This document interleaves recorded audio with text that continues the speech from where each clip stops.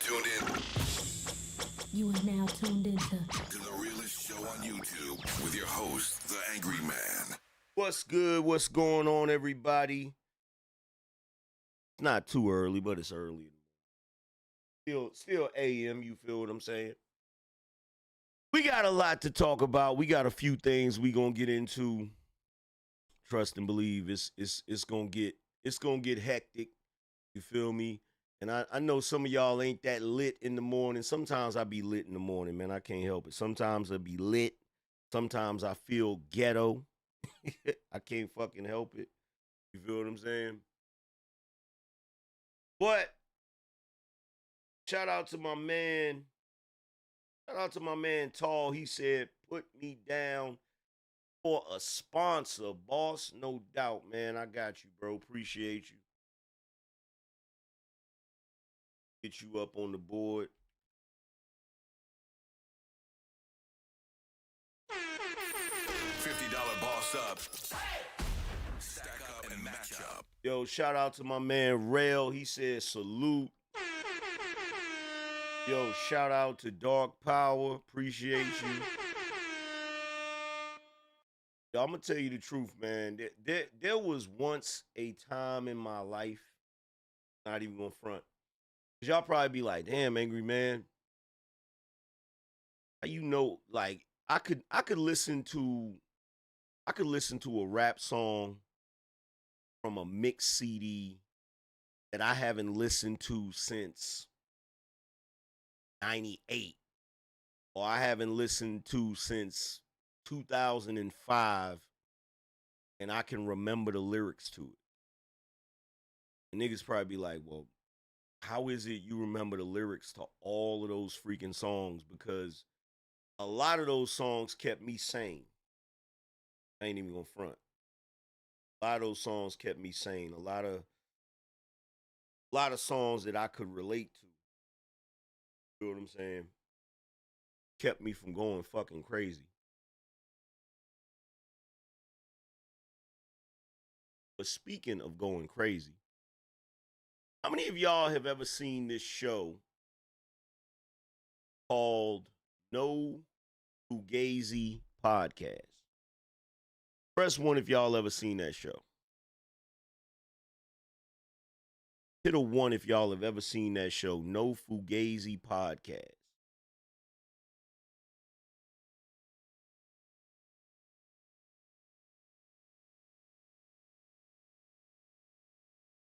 Okay, cool. So a couple of y'all have seen it. So an incident happened recently, right? Where the dude that hosts the show, I think his name is Cooley, right? And I've never really watched the full show. I've only seen clips. Like I'll see clips on TikTok. You feel what I'm saying? And I give it up to bro. He be, you know, he be on point in certain instances. Like he be dropping some game. You feel what I'm saying? But it's one of those shows where it's a couple of dudes and they have women come on the show, and usually it's ratchet women. Usually it's women that, you know, it's usually women that are of a certain demeanor, right? Now, I'm gonna tell you the truth, if we being totally honest, right? A lot of y'all dudes, y'all really don't know what your lane is. And I don't mean as far as your content. I mean as far as the type of women you have come on your show. Right? So if you're a mild-mannered, moderate type person, you need to have mild-mannered, moderate type women on your show. It doesn't mean that they have to agree with you. They could still be women that have a difference of opinion or different worldview. But look, you can't unless you are a hood nigga. In other words, you're the type of dude that those women that hood women don't play with. You can't be having these hood chicks on y'all shows, man. I don't know why they keep doing it, bro. It's like they not learning. Like, does anybody else disagree with that? Does anybody else disagree? Excuse me. Does anybody else agree with that? Does anybody else agree that these dudes got to stop bringing hood chicks on their show because it only ends up embarrassing for y'all? And I don't even care if you're right in the situation, right? Shout out to D Prez. Appreciate you. I don't care if you're right in the situation. It only ends up making you look bad as a dude. You feel me? When a chick come on your show and talk crazy to you and disrespect you, and at that moment we see that you don't have any real control over that situation, right? You can't, bro. Y'all got to stop bringing those type of chicks on your show, man. Because there's no wins in that situation. Like, there's literally no wins. And some of y'all be thinking it's a win because you be remaining stoic. You feel what I'm saying? Shout out to Jerome. And look, everybody, check this out. If you from the hood, you know this. You know this. You know this right here, right? You either one of them dudes that's going to be respected when it comes to ghetto chicks, or you one of them dudes that's going to be disrespected when it comes to ghetto chicks. And that's not even a static situation. That's not even a situation that remains the same, because you might be in one space where you're around certain ghetto chicks and they give you the utmost respect. But then you might be somewhere else where some ghetto chicks want to try you. So it's never like, because you got to realize ghetto chicks, they don't have no respect for men. They only have fear of men. Okay? Ghetto chicks do not respect anybody. The only reason that you might misinterpret their respect for Pookie or a really hood nigga that gets it in, that's not respect, it's fear. You feel what I'm saying?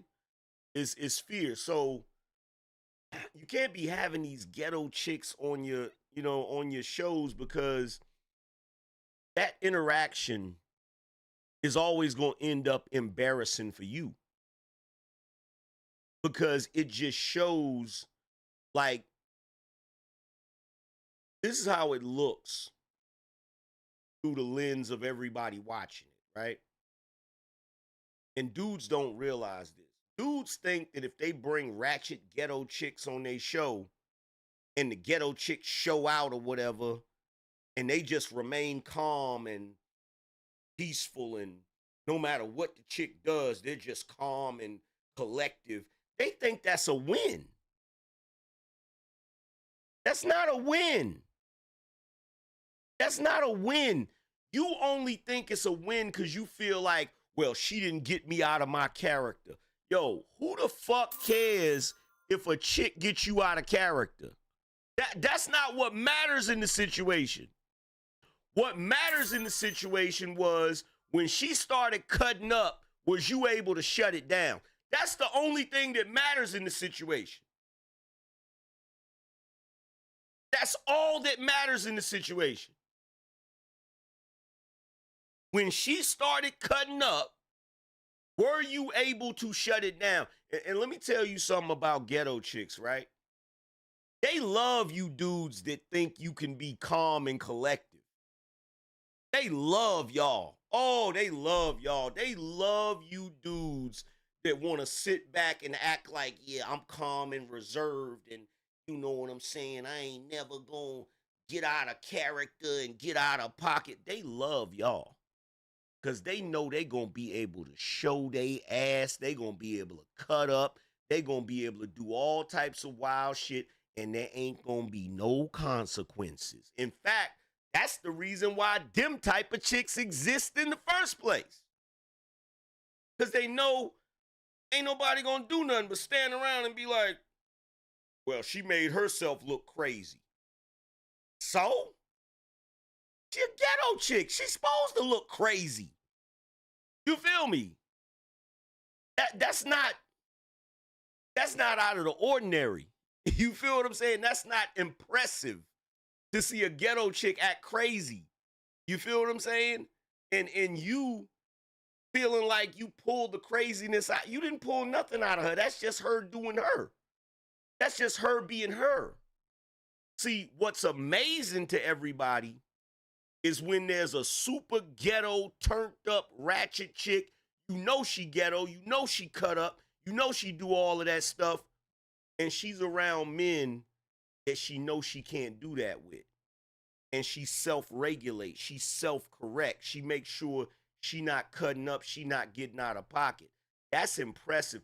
Like the other day when I showed you Lil Wody, when he was on that show, and the chick went to slap his hand and he turned up on her and she fell back. You can say what you want to say, but I guarantee you every dude that was watching that clip was impressed. You feel me? Because this is what you got to realize about ghetto chicks, right? Ghetto chicks go out of their way to prove to you as a man that you don't have any power, right? Shout out to Jerome. He said, keep bringing it, AM. Salute to everyone in the BINO Nation. They go out of their way to prove that you don't have any power. You feel what I'm saying? Now, the last thing they want is somebody that's going to match their energy. So when a chick start turning up, and you start turning up with them, ain't nobody trying to hear that shit. You don't even know what you're talking about. You don't even know what you're talking about. You don't even know. Whether they'll never admit it, but they can't handle that. They cannot handle you matching their energy. And the reason why is because you have the ability to turn up way more. You have the ability to be louder. You feel me? And it shows that they have no dominance over you, right?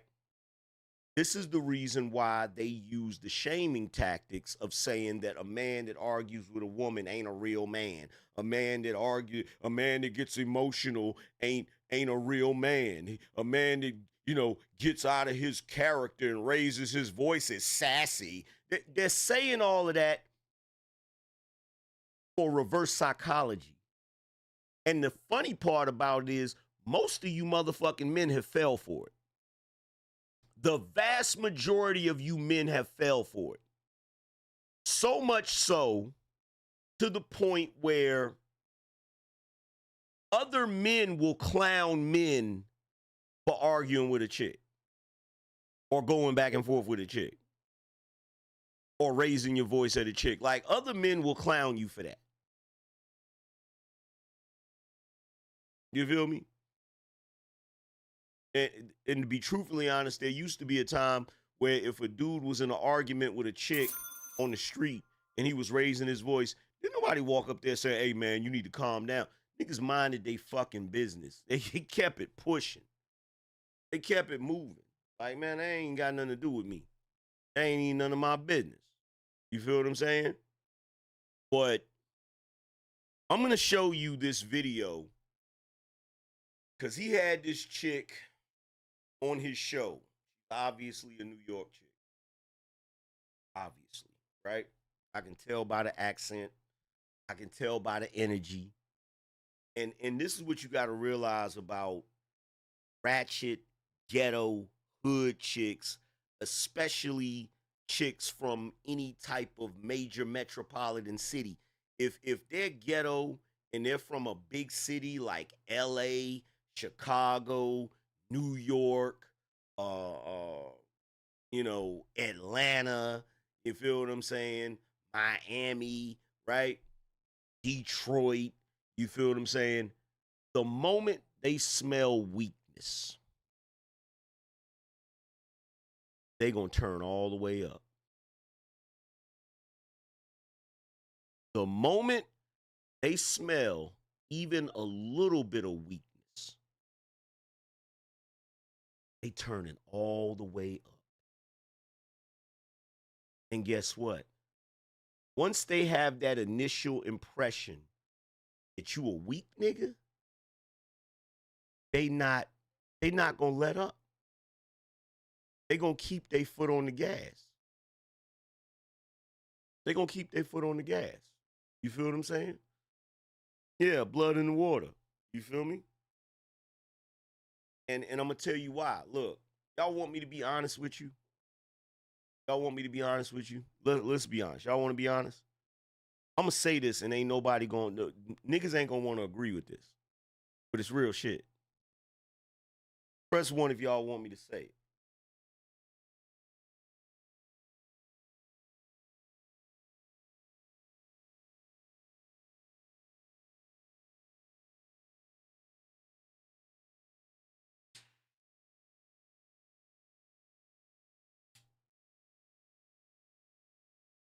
See, here's the problem.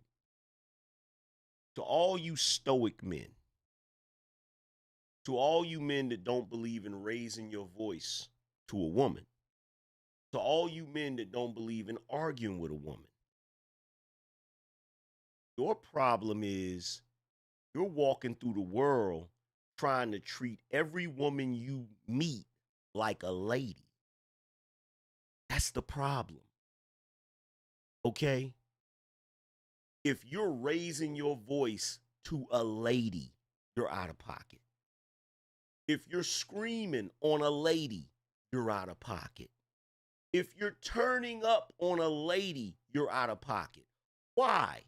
Because a lady is not going to argue with you. A lady is not going to raise her voice. A lady is not going to curse. Okay? The problem is you have allowed every type of woman to make you interact with them as if they are a lady, even when they're not behaving like a lady. Okay? It is not out of pocket to raise your voice at a ghetto, hood, rat, disrespectful, debaucherous chick. Okay? It is not out of pocket for you to argue with a ghetto, hood rat, debaucherous chick. It's not.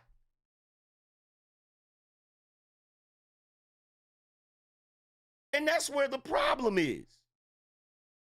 There's too many of them walking around thinking they're supposed to get the same type of respect that a lady gets. Now, I'm going to keep it real with you. If you look at a chick and you can tell by her demeanor that she's hood, ghetto, and ratchet, if she ain't turned up on you, then nah, you ain't got to come at her crazy. Talk to her normal, long as she talking normal. You feel me? But if she starts being disrespectful, why do you think as a man it's on you to maintain the respect level? If she's already broken the respect, if she's already disrespected you, why do you think you're supposed to remain respectful? I'm going to tell you why. Because you're afraid of consequences. You're afraid of consequences. And let me tell you something about hood chicks, ghetto chicks. They don't respect men nor fear men that are afraid of consequences. The reason why that chick, when she slapped little Wodie's hand and he turned up like that, the reason why she backed up, the reason why, and the only reason why she backed up and calmed down, because she know that nigga don't care about going to jail. That nigga don't care about going to prison.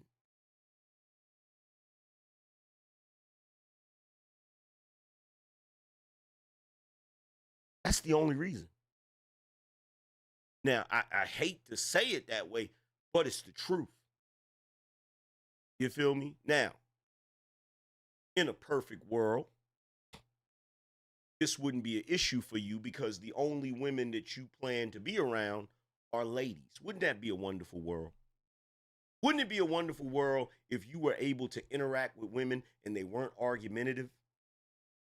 They knew how to have a civil discourse.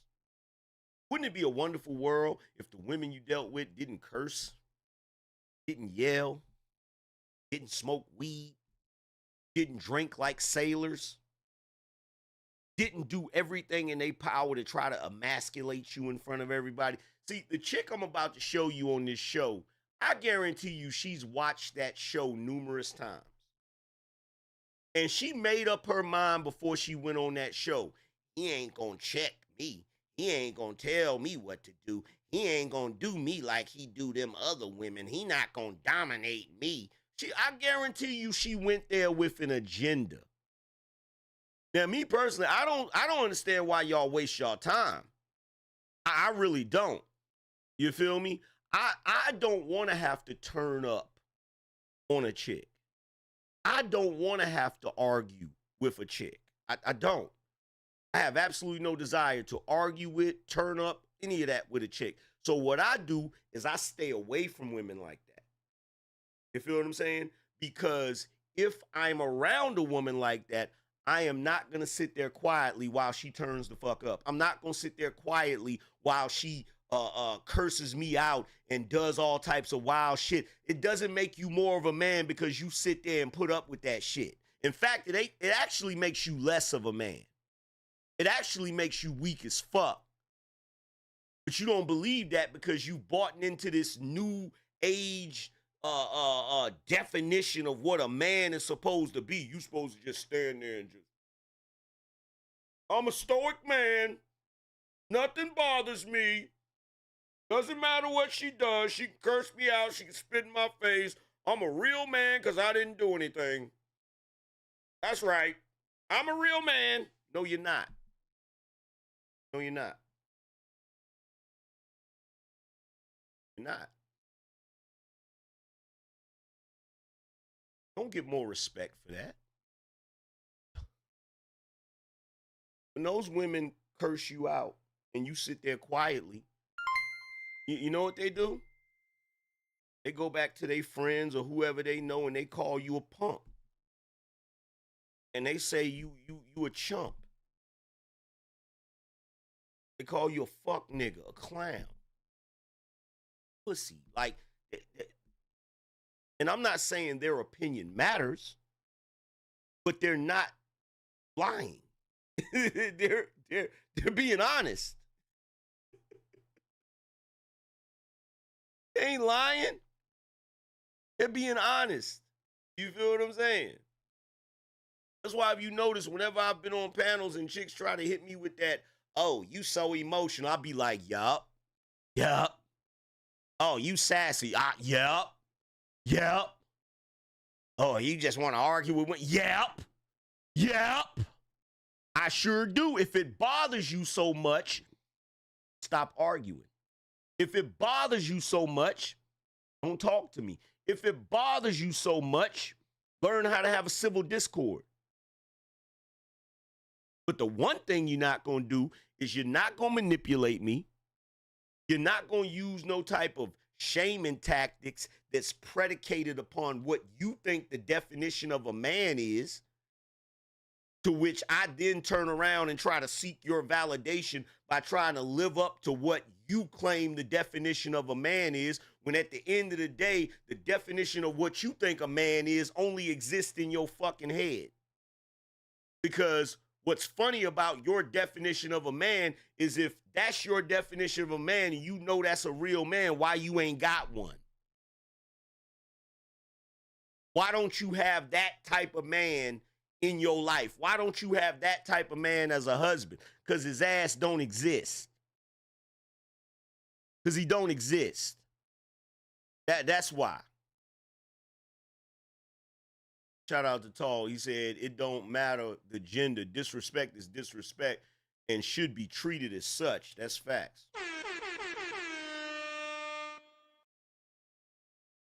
So let's check out this video. I want you to watch this. This is crazy.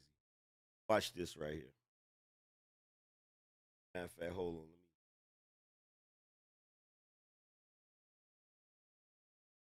Yo, shout out to Dark Power.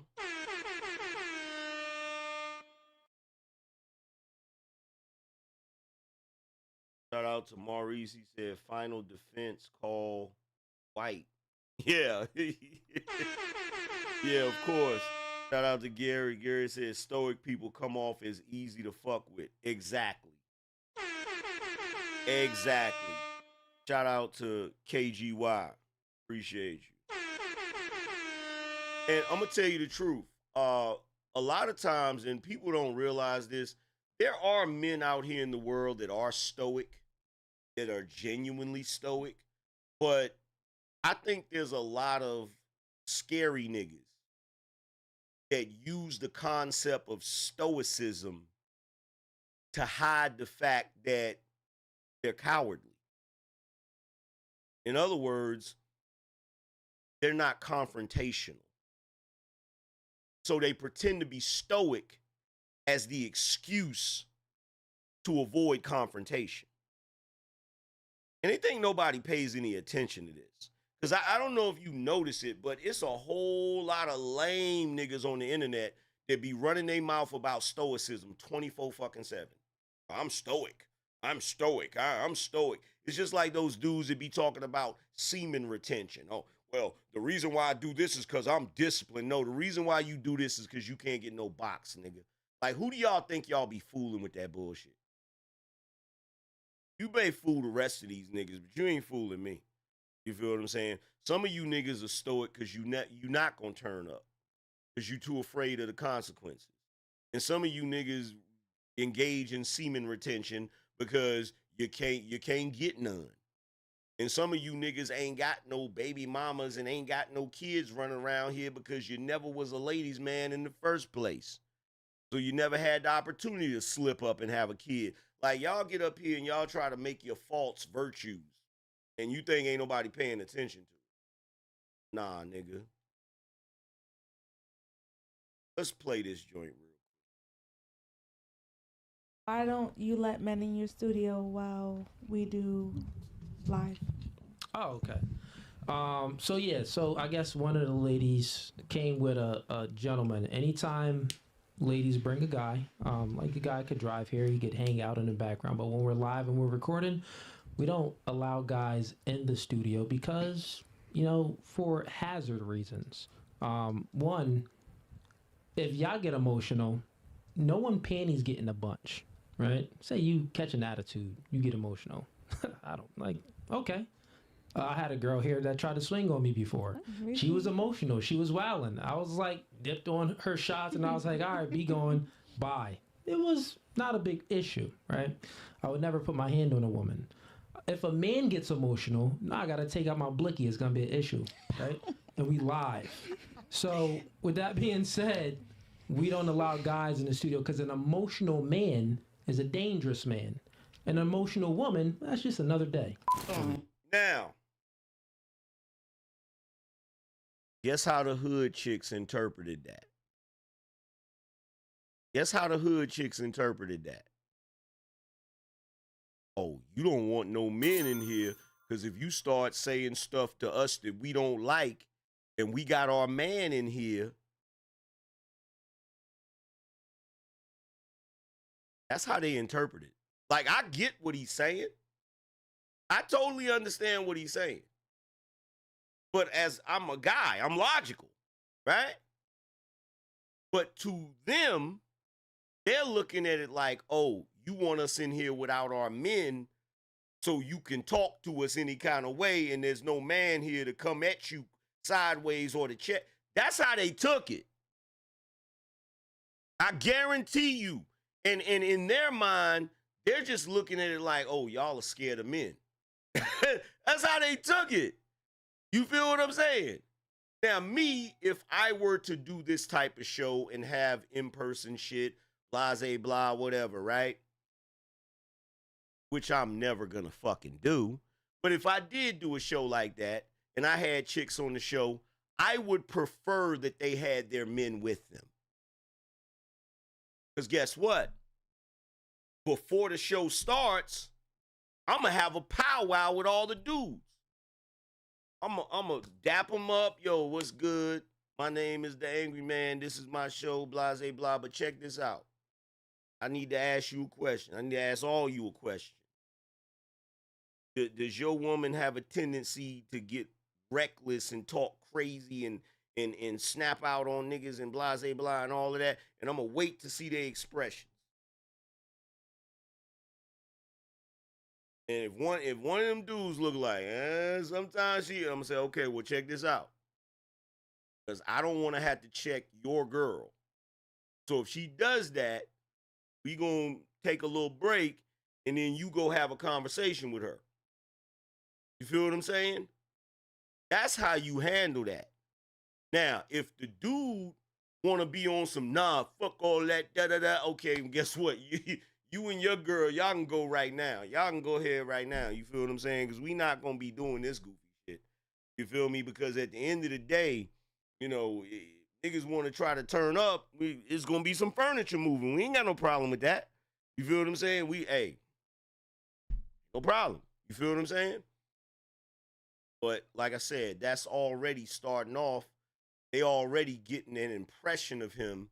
You feel me? And I'm not even saying that, you know, because I don't know these dudes. I don't know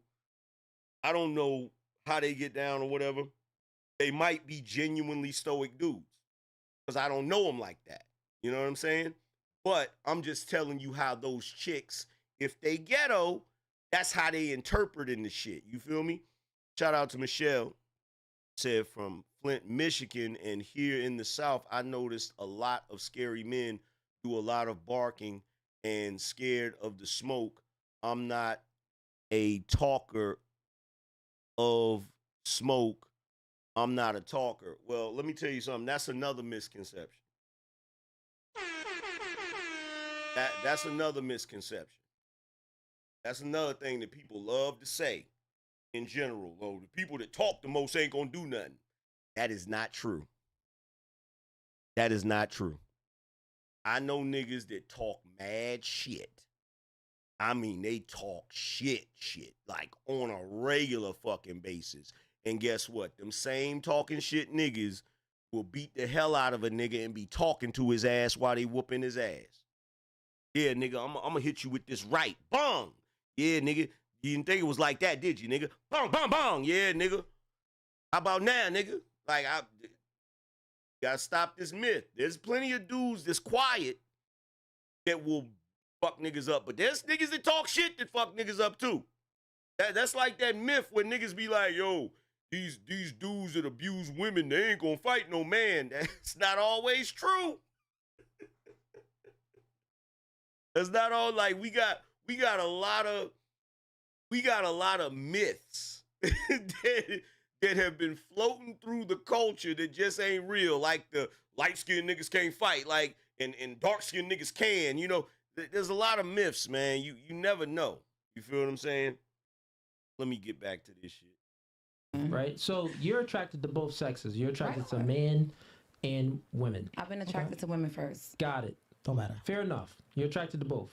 So in your current relationship, is it open on your end? Like your man allows you to sleep with other women? Yeah. What about other men? If you kind of want. As long as As long as you get to watch. Listen, if they not doing what he's doing, then there's no need for them to like even partake in any activities with me. What that mean? As long as you get to watch, or what does that mean? If they're not matching his standards, like my man takes care of everything, my bills, the kids, everything that if I call him. Now, by the way, let me just say this. The chick that's talking right now, this chick right here, okay? You hear the New York accent, right? Now, one of the things I've never been able to do, I've never been able to tell you what part of New York certain accents come from. And a lot of people a lot of people that don't know a lot about New York, they think every New Yorker has the same type of accent. There's multiple New York accents. Okay? I don't know what it is about that particular accent, but I have never met a New York chick with that particular accent that wasn't problematic. Never. I have never met a New York chick with that particular accent that wasn't a problem. Soon as I heard that accent, I would have been like, I'd have knew what was up. I would have knew immediately. Right now, not needing anything, he's gonna send it to me. Okay.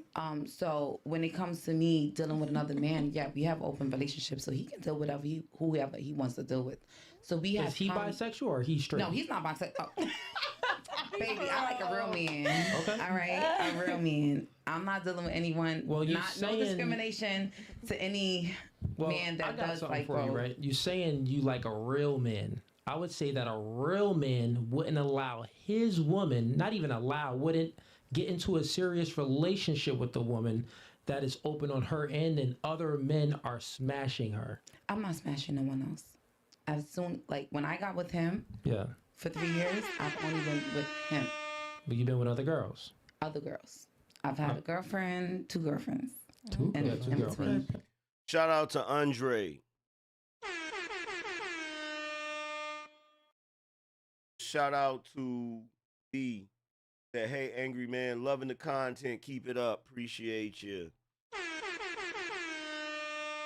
And that's another thing too, man. Like, real talk. Like, look, here's my thing, man. Because, a lot of people come over here because people like my takes on certain things and people like, I am a conservative-minded guy. And a lot of things that come from the street and the hood, I've shedded that. I've gotten rid of that. But I will always be a hood dude. I will always be a street dude. Now, the reason why I say this is because only a square or a lame or a corny nigga that's never been a hood nigga or a street nigga thinks everything about street shit and everything about hood shit is negative. Not all of it is negative. There are certain things you learn from being in the street, from being in the hood, that is very valuable, extremely valuable. One of the things you learn is you learn how to read people. You learn how to be aware of your surroundings. You learn how to avoid the okie doke. You learn how to move a certain way to avoid certain problems. That right there, I will never get rid of. It's called street smarts. Okay? Now, I'm not saying that if you're not from the street, you should go live in the street to get street smarts. I'm not saying that. If you're able to stay away from the streets, stay away from the hood, do that. You feel me? I'm talking about the people that grew up in the hood that didn't have a choice, that grew up in the streets that didn't have a choice. There's certain things that you do benefit from. You feel what I'm saying? One of the things that we benefit from being from the hood and from the streets is we know how to separate women. We know how to separate ladies from hoes. You do not treat a lady like a 304, and you don't treat a 304 like a lady. Don't do that. That's wrong, okay? One, by doing that, you're actually disrespecting the women who are worthy of respect. So if you take a lady and you try to treat her like a 304, that's disrespectful. You feel what I'm saying? If you take a 304 and try to treat her like a lady, you a sucker. Okay? And you about to deserve every last bit of what she about to give you. You feel me? Let's just be real about it. Appreciate the gifted membership. EI, the God, I think that's how you pronounce that, or EI, I don't know if that, I think that's EI.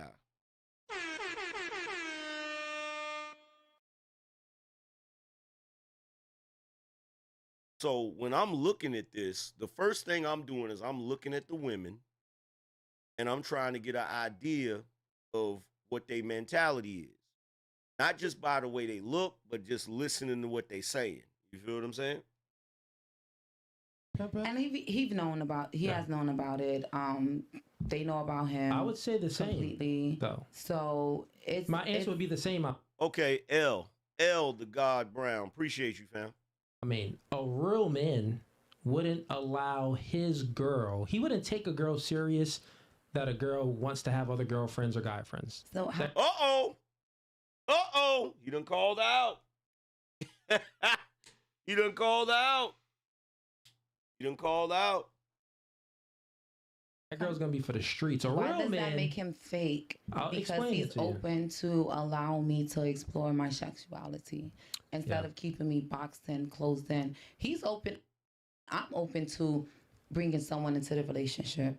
Mm-hmm. So if he's like, listen, if that's what makes you happy, then I want you to be happy, and I'm gonna be happy. I've always been attracted to women first. Yeah. You know what's BS about this conversation? What's BS about this conversation? Do you notice that the women like this believe that they should be allowed to be sexually free? But they're the same ones that will tell men that they're cheaters if they step out or if they have side chicks. Do you ever notice that sexual freedom is only a choice of women? Y'all notice that? Sexual freedom is only the choice of women. Like if you tell a woman that she has to be monogamous and she's the type of woman that doesn't want to be monogamous, oh my God, you're being sexually oppressive. And the funny thing about it is, if we were to apply that to men, then men should be able to have as many side chicks and side pieces as they want. But we know we ain't never gonna allow that. You know, since so during your relationship with this man, you never had sex with another guy? No. You never had a desire? No. Yeah, you probably seen a guy that was maybe attractive. You're like, Listen, at my day and age, I'm 36. Like, I'm soon to be 40. Like, that's how I look at it. When you round it up to the nearest 10th, baby, I'm damn near 40. You feel me? Fair enough. And it's like, it's not enough out there for me. Like, I'm good where I'm at with him. You understand? So when it comes to females, that's just something that it's just like, not to say it like that, but it's like a hobby to me. Like, I love females. Like, I love to have a friendship with them. I love to go on trips. We can do hair. We can do nails together, things of that nature. And if things get a little sticky, icky, like, it get a little sticky, icky, but I don't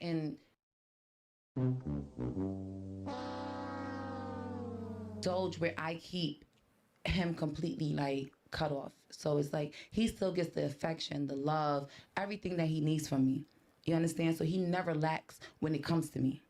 Oh, you think he doesn't? He doesn't. I can assure you. And if he ever felt like he did lack, baby, I can assure you he does. Baby, we could bring another girl. We could bring another baby in here. So like, we can do this. You understand? Like, I'm the type of person that we can have this conversation where if you want to bring another female in this, it's gonna be like a reality show. We're gonna go through the casting.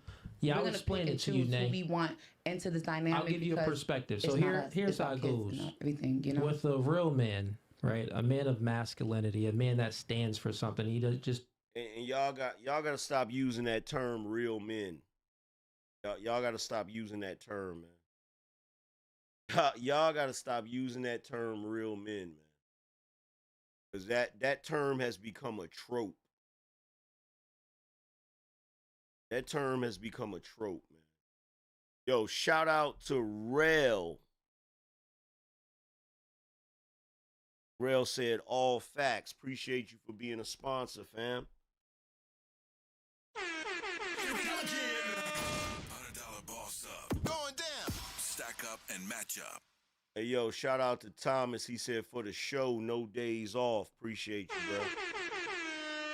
Yeah, y'all gotta stop using that term, man. That term is played out. Real talk. This doesn't fall for anything. He stands for something. That real man, he understands the dynamics of his value. He understands that he has value, right? And he also understands the dynamics of the relationship. And it's either his way or the highway, meaning that he has options. He can replace you easily. You are not the prize. He's the prize in a relationship. That's how the real relationship goes. Okay. Also, with that being said, in that dynamic, a woman can only serve one master. She can't serve multiple people. So if a man Ooh wee! I'm just sitting here listening to the talking points because these are talking points. These are manosphere talking points. Make no mistake about it. Okay. And I'm looking at the look on her face, bruh. I already know how it's gonna play out. I already know how it's gonna play out. man is in a relationship with the woman, you're saying that, well, I could still love him the same, cook for him the same, and do these things the same for him. But meanwhile, you're giving another woman attention, maybe submitting to another woman or dominating another woman. What is it, scissoring? It's not really dominating there, but it's still sexuality. You're giving your sexuality, right? You're giving your main agency, right? Your main commodity up to another woman. What do you want from a man? You want security, protecting, providing. Of course, you want, like, you know, the vibes. You want him to make you feel good. But the main thing is security. What does the man want from you? Sex and submissiveness. And you've given one of the things up. I would say you've given both of them up because you're, you know, having sexual relations with someone else. Man. So therefore, he's giving you all of him, which is protecting and providing. Jerome said, what's the point of these type of conversations? If I had to guess, I would think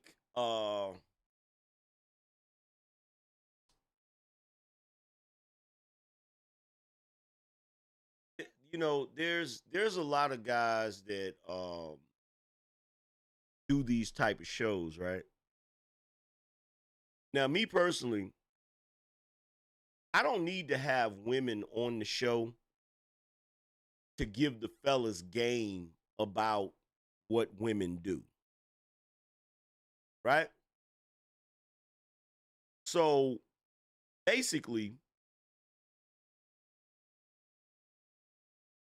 the purpose of me, whenever I talk about what women do, is to put you fellas on the game so that you can avoid certain types of women. But my motive is to help you avoid the wrong type of women. I don't want you to try to browbeat women into behaving a certain way.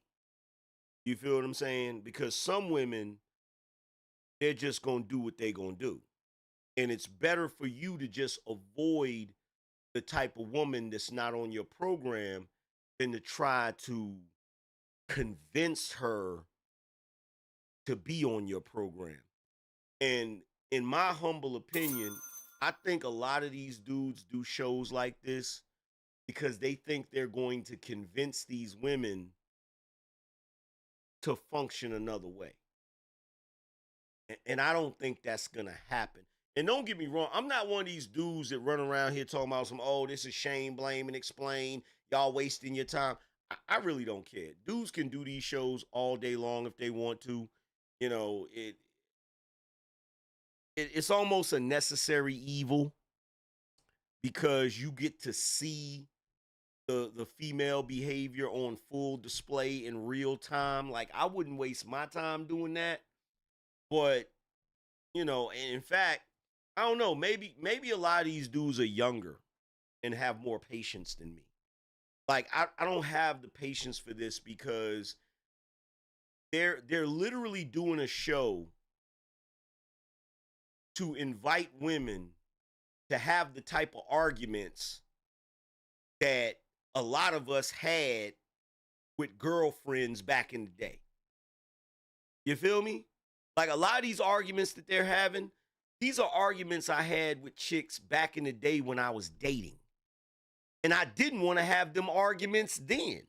So I'll be damned if I'm going to make a whole show to invite chicks. It's like if you had a problematic ex and she argued with you all day, every day about submission and about who's going to lead the house and who's going to do this. And then one day you decide to make a TV show or a YouTube show and you invite your exes on the show to argue with you. Like, you know what I'm saying? Like, my thing is, I feel like an idiot when I get into an argument with a chick that I'm not having sex with.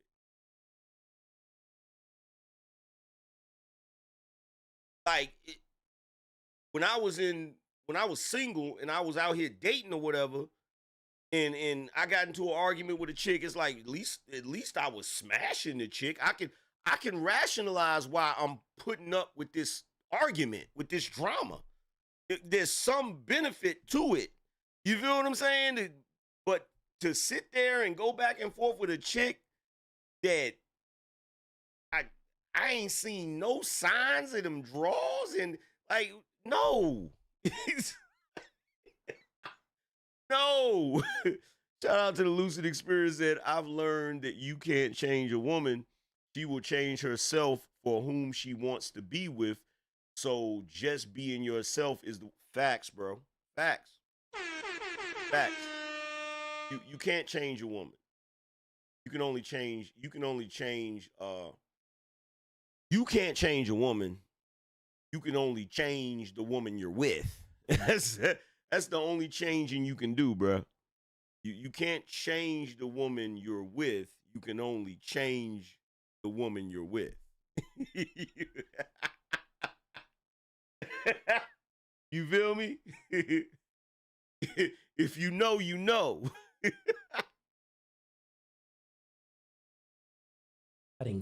No, it's open on his end. He can dick someone else down.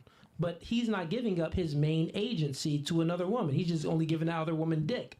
But your main agency that you're supposed to be giving him, you're also giving up to someone else. So you're saying that, well, I could still be in and give him everything. Well, no, you can't, because you can't serve two masters. You're giving up your entire baseline to another person. It just doesn't work that way. It doesn't work the same way for a man. So if I allow him to say, okay, you can deal with whoever you want to deal with on the side. He's not giving up for me. You understand? Like, what makes him less of that dynamic? What did you say? What makes him less of a man? What makes him less of a man? Because he chooses how he decides to live his life. You have your opinion on what you feel like. No, I'm just saying a man is. No, what I'm saying. I'm saying this, right? Because I want to read it. I'm saying this. I love to read. A real man. That woman wouldn't even have eyes for another woman or a man, because she would see him as everything. So I'm telling you that he's really not that real man. That's fantasy, baby. That's not no fantasy. We living in reality. 2024. We're not living in the early 1900s. Like, we in 2024, baby. Just the fact that you said that your man would allow you to get your cheeks clapped by someone else. By a female. Well, you said by another man. I feel like he said it because, a lot, you guys, men, all of you guys. Now this is my point, right? This is my point. So she kind of tripped him up with that one, which you see him kind of scrambling for an answer, right? Now, this is when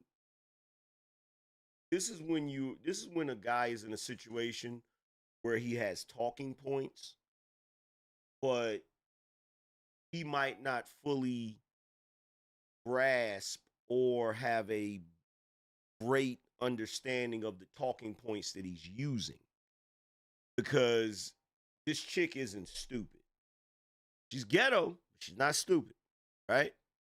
So so when he's breaking down how her giving herself to other people makes her less than for her man because she's submitting to someone else, she hit him with, well, doesn't that work the same way with men? When men have women on the side, aren't you giving yourself to someone else? Aren't you taking away from what you're giving to the other person? Right? And he could have easily nipped that in the bud by saying, well, a man's not supposed to do that. See, the only way you can really defeat those type of arguments that women have when they want to be sexually free, you have to stand on monogamy. That's the only way you can defeat those arguments. You have to stand on monogamy. That's the only way you can defeat those. Now, you know, I'm not going to front. If I was having the discussion with her, I could break down how a man is not giving away himself if he has women on the side. You feel what I'm saying? It's very simple. All he would have had to say is, well, for one, whenever women have, you know, sexual attachments to multiple people, they tend to get emotionally involved in those sexual attachments. The only women that we see not really getting emotionally involved in sexual attachments are broken women, because it is natural for a woman to have an emotional attachment to someone that they're having sex with. This is just a normal biological thing with women. You feel what I'm saying? So when you see women that are able to have sexual relations and they're not emotionally attached, you tend to see that with the ex-workers. You tend to see that with women that have been abused sexually when they were children. You tend to see that with women that have traumas and issues. You don't tend to see that with women that had a normal, well-rounded upbringing. You feel me? The women that have normal, well-rounded upbringings, they have emotional attachments to the dudes that they have sex with. If they didn't, they wouldn't care about dudes having side chicks and dudes stepping out on them and dudes cheating and all of that stuff, right? They care because there's a bond, there's an emotional attachment there. However, when it comes to men, men are a bit different. Men are fully capable when they're normal, not when they've had abuse sexually, not when they, have had all of these different types of experiences. A normal guy that was brought up in a normal way has the capability of having physical sex with women without having an emotional attachment, because we're not wired that way. The emotional attachment we get to women when we decide to be in a long-term relationship or be married, that emotional attachment has absolutely nothing to do with sex. Nothing to do with sex. You know what I'm saying? And that's the lack of understanding that women have when it comes to a man's physical makeup. Now, I'm not saying that men can't get emotionally attached to women, but men don't tend to get emotionally attached just because of the sexual aspect of it. And there's literally science behind it. There's literally science behind it. When a man and a woman has sex, right? And both of them have a orgasm, right? First of all, the entire point of an orgasm is to give an incentive for men and women to have sex.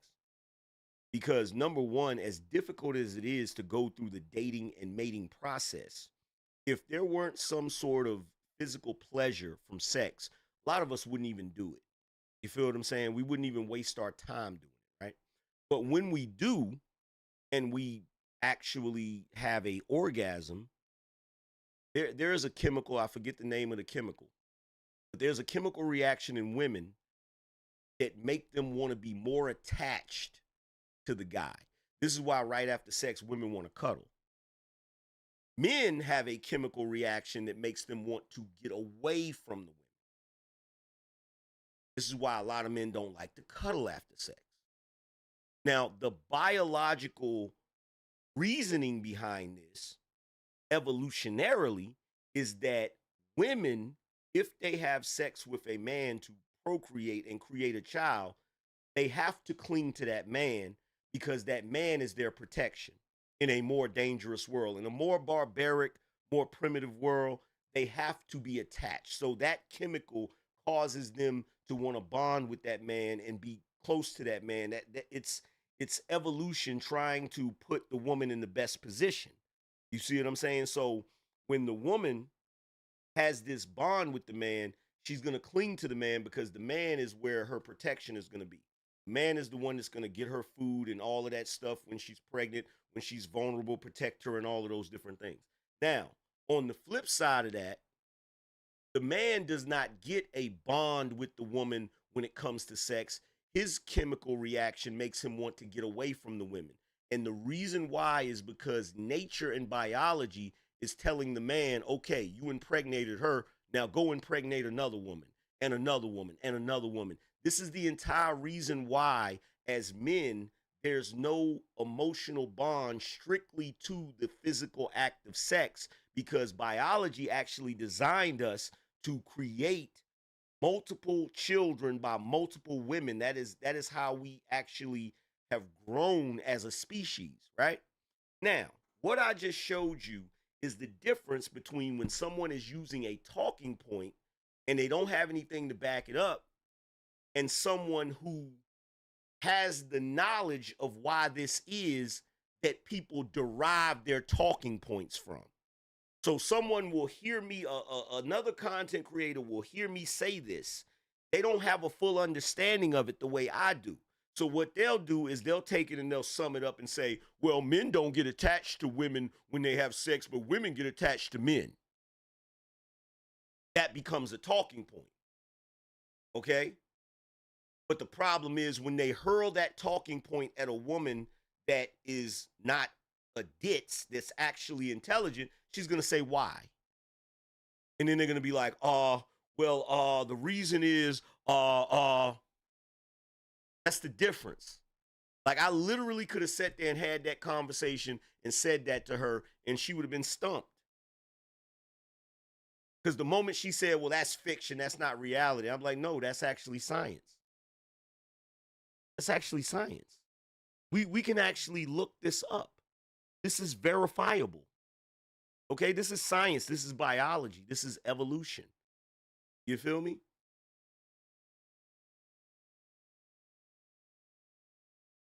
You have a lot of ego. So yeah, if I bring up the topic and it's like, all right, I'll let you do whatever you want to do. So like, if I ever decided to be with another man, That's the opposite of ego. that's his ego. Go do what you want to go do. Because that's when the I go do opposite of it, ego. he might turn around and say, you know what? I'm done with you, even though he gave me that pass. Okay, you understand? Nate, let Because me men are explain very to you. manipulated. Got it. Let me explain to you how they it's would the sit there and opposite say, of. go do you. Nate, I got it. I understand. Let me explain to you how it's the opposite of ego. So overstand for me. Go ahead. Cool. You just said that, well, it's his ego. He can do whatever he wants on his end. So it's like, well, I have an ego. Yeah, go ahead, girl, do whatever you want. That's not ego. He's not secure in his position in a relationship to set boundaries and say, hey, I don't want you talking to other women and other men. So therefore, he is insecure, and it is an ego. He lacks ego. He lacks confidence. And just for the record, I am flexing. Because I may never get credit for it. There are some guys that do get credit for it. I may never get credit for it. But all of these shows that you see that do this, they are basically spin-offs of what we already have discussed, what we've already broken down, what guys like me have already laid out. back in 2015. You feel me? So when I see dudes doing this, I feel like LL Cool J watching Drake and Kendrick Lamar. I feel like Rakim watching NBA YoungBoy and Little Yachty. Because even though they have some good points, even though they have a decent argument, it is a watered down version. It is less potent. You feel what I'm saying? There's a reason why women will go on those shows, but if you notice, they don't come in here trying to have that debate with me. They're not going to be able to have that debate with me. Okay? Because a lot of these women come into these spaces, they're new to these spaces. So they are still operating off of that feminist gynocentric ideology that they don't realize we've already dissected and debunked 6 ways from Sunday. So there's literally no talking point that she's going to bring up that I'm not going to be able to just checkmate. Like, nah, no, that's not even accurate. You feel me? That's not even, nah, try again. Try again, sweetheart. No. You feel me? No. Why would he feel Everyone sets their insecure? own boundaries. Why would he feel insecure about another woman?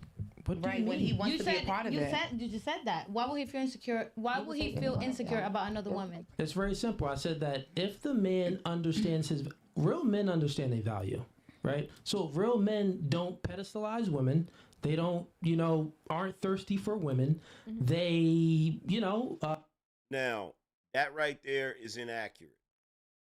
That right there is inaccurate. And that's why I said dudes got to get away from that. Like, men didn't start that term real men.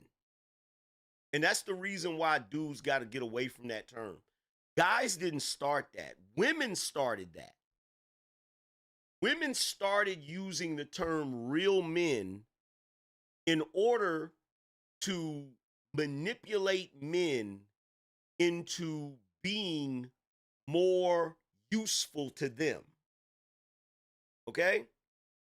The only time you have ever back in the day heard real man is when a woman was complaining about a man because she wanted him to do something that served her purposes. So, you would hear, well, a real man would accept my children even if they're somebody else's kids. Well, a real man would pay for this. A real man would do this. A real man, back in the day, you did not hear no men saying a real man does this or a real man does that. You don't say that, right? Because for men, the way men have always talked, you're either a man or you're a boy. See, you don't have to put real in front of man. You don't have to put real in front of man. That's redundant because a man is already real. Okay? The reason why women put real in front of man is because a lot of them have a negative definition of men. So if they have a negative definition of men, they come up with their own definition of what a man is, so then they put real in front of it. Men don't do that. Because back in the day, if you were not doing what you were supposed to as a man, the older men would say to you, a man handles his business. A man honors his commitment. A man takes care of his family.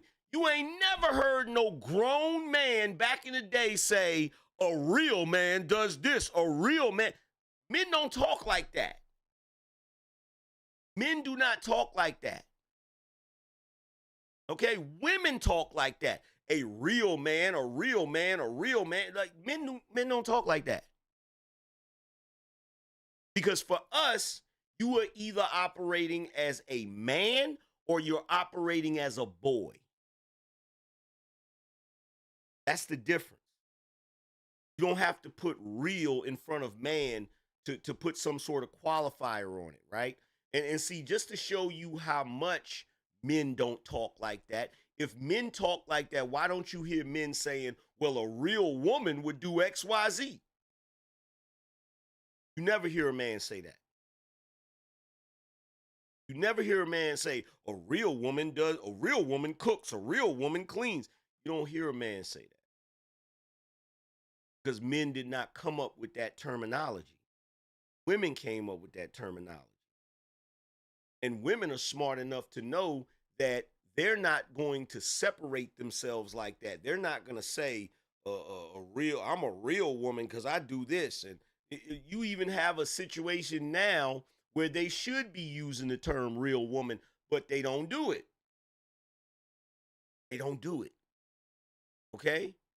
Now, the fact that they don't do that within their own group makes you question, why do they do it with us? Am I getting too deep?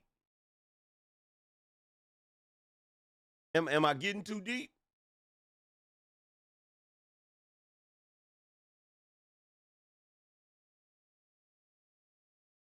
You don't hear women saying a real woman does this.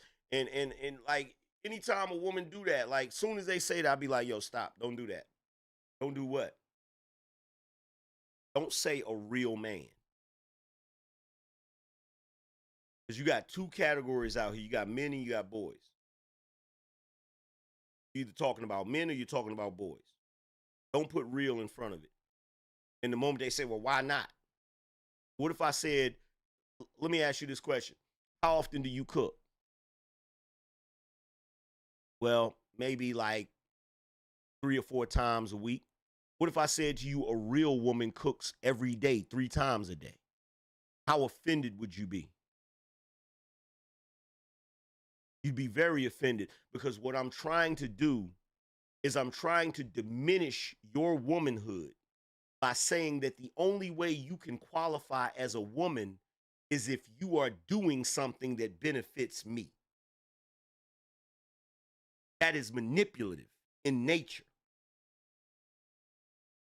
What I'm doing is I am attacking your identity and your sex by saying that the only way you can qualify as a woman is you got to be a real woman. And in order to be a real woman, that means you have to do a laundry list of things that benefit me, that I approve of. Now, you flip that on the other end, that's exactly what women are doing. They are trying to diminish your manhood by qualifying it, by saying that you're not a real man unless you pay my bills, unless you put me on flights, on trips, unless you allow me to go on girls' trips, unless you get up in the middle of the night and feed the baby, unless you help me with the housework, unless you pay all of the bills, unless you don't argue with me, unless you don't raise your voice. So basically what you're doing is you're trying to make it seem like the only way I can be a fully realized man is if I do everything that you deem to be worthy of manhood. But how are you going to define my manhood and you're not even a man?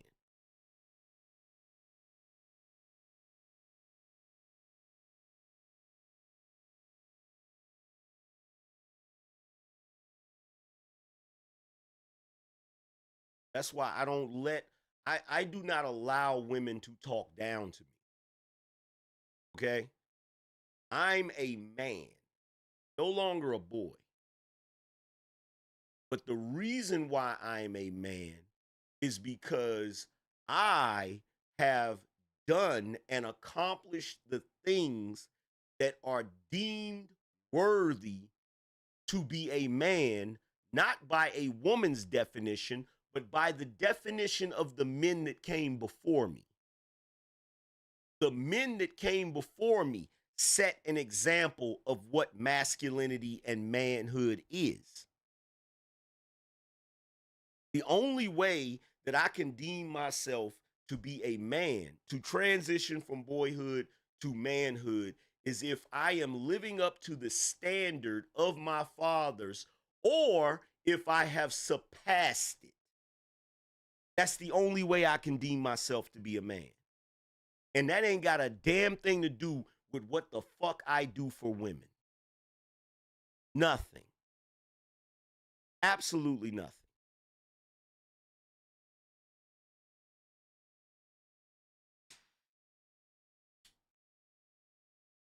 Well, angry man, what about with a husband who has his wife or whatever? Yeah, but guess what? A man handles his responsibilities. Okay? And the reason why you have to keep the women separate from that definition is because if you don't keep the women separate from that definition, you'll end up with grown men out here acting like boys because they think the only time they have to operate a certain way is when they have a woman. As a man, you're supposed to take care of your responsibilities, whether you're married, in a relationship, or single. So if you get married, your wife or any duties to your wife just become part of your responsibilities that already existed. But if you sit back and say, well, a man's responsibility is taking care of his wife, then guess what? You end up with these dudes running around here that live their life like little boys.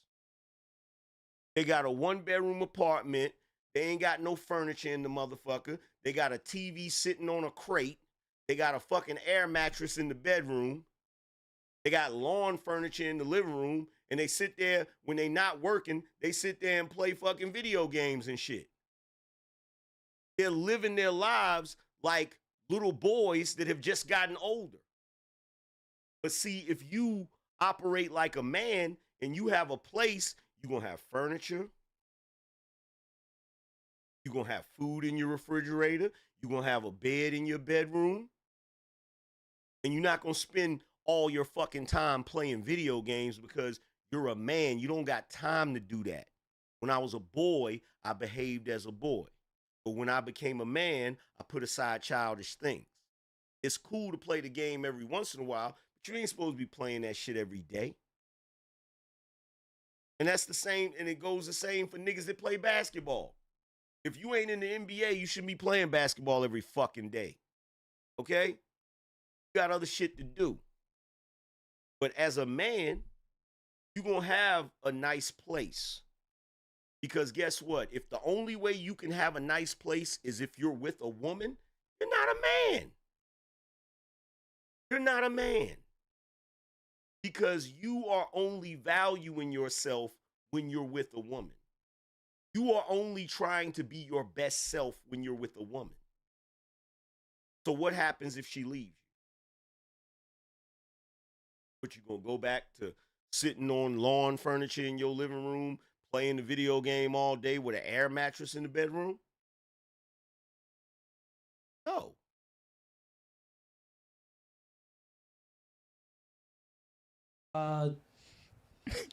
Are, decisive. They have integrity. They have masculinity. They carry themselves very well. And when they're with a chick, they show the woman a good experience, and that woman respects them. The dynamic is really the woman admires and respects the man, and the man, loves the woman. That's how it goes. And when a woman truly admires and respects a man, other guys are invisible. Like, she doesn't really see. And I'll tell you something else, too. There's too many single dudes having these conversations. There's too many single dudes having these conversations. Other men. So the fact that she sees other men and other women is still visible, she's sexually attracted by other people, and she wants to not just attracted, but she wants to indulge in it as well. She only indulges with a woman, not a man, but she still wants to indulge in it. That means that she doesn't really see her man as that nigga. That's what I'm saying. So if the woman doesn't see the man as that nigga, he ain't that nigga. No, I understand. Like, if it's a man I will understand. That's Like my if she's nigga. messing with other men, I will Hey. understand. But another woman, it's like, you know, I'm not into that double side stuff. But it's like, Can we just I move just don't on? Because at any understand. given moment You know? that the Yeah. female feels like, hey, I'm with the shits, I'm with the shits. Like, we going to my And ladies, we not moving on when the conversation is going. No, I'm saying Yeah, I'm down for let it. it Like, keep flowing. if you ever It's with gonna it, get on the I'm other saying, stuff. like, you're not down for like a Oh, threesome with you your don't like female? threesomes with a female. I mean, if we're speaking about me, no, that's haram. I'm not doing So you any don't of that cheat? stuff. So All you of that Muslim? stuff is no, that's haram. I don't partake in any sodomy and any stuff like that. Muslim? You're Muslim? Now, here we go. Here we go. Do y'all notice nobody was on the internet saying haram until they heard Andrew Tate saying it? Have y'all noticed that? Have y'all noticed that? I didn't hear none of these dudes saying haram until Andrew Tate started saying it. I'm not No, you're Muslim. You're not Muslim, but you go by the teachings of Muslim of Islam. No. But back to the conversation. Y'all trying to Now see that? See how she called him out? She said, "Are you Muslim?" He's like, "No." Why are you using that term?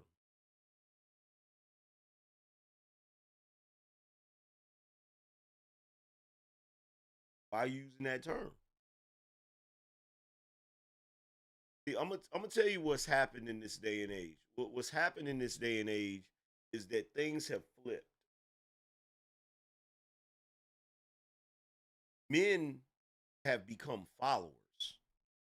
They see some dude is popular doing or saying something, and then they start copying it. They start mimicking it. That's not the way dudes have typically operated throughout history.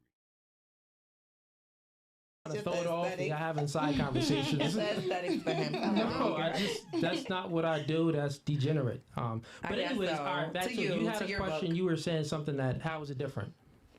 Oh, I was just asking, like, you know, how would they feel like insecure? I think that's what. Now pause off the rip right here. Now look, I'm gonna show y'all something. This young lady right here was not taught properly. Why am I saying that? Why am I saying that this young lady was not taught properly?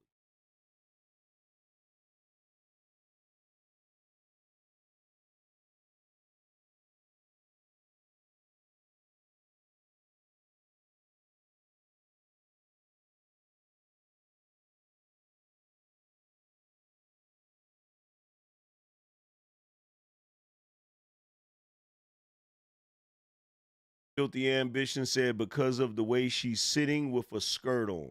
Yep.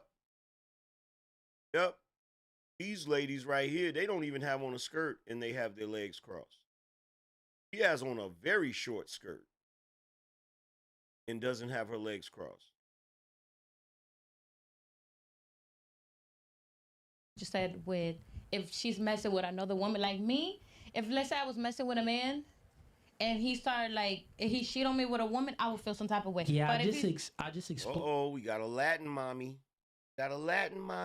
it. So like, I'm gonna break it down. I thought I was speaking really slow today, chat. I'll just speak slow. don't do that because I I got already you. heard you. I You like just that. asked me the Let's question just walk again. through it, and ladies, tell me if I'm right or wrong, because I want y'all to tell me. All right. So, what do you?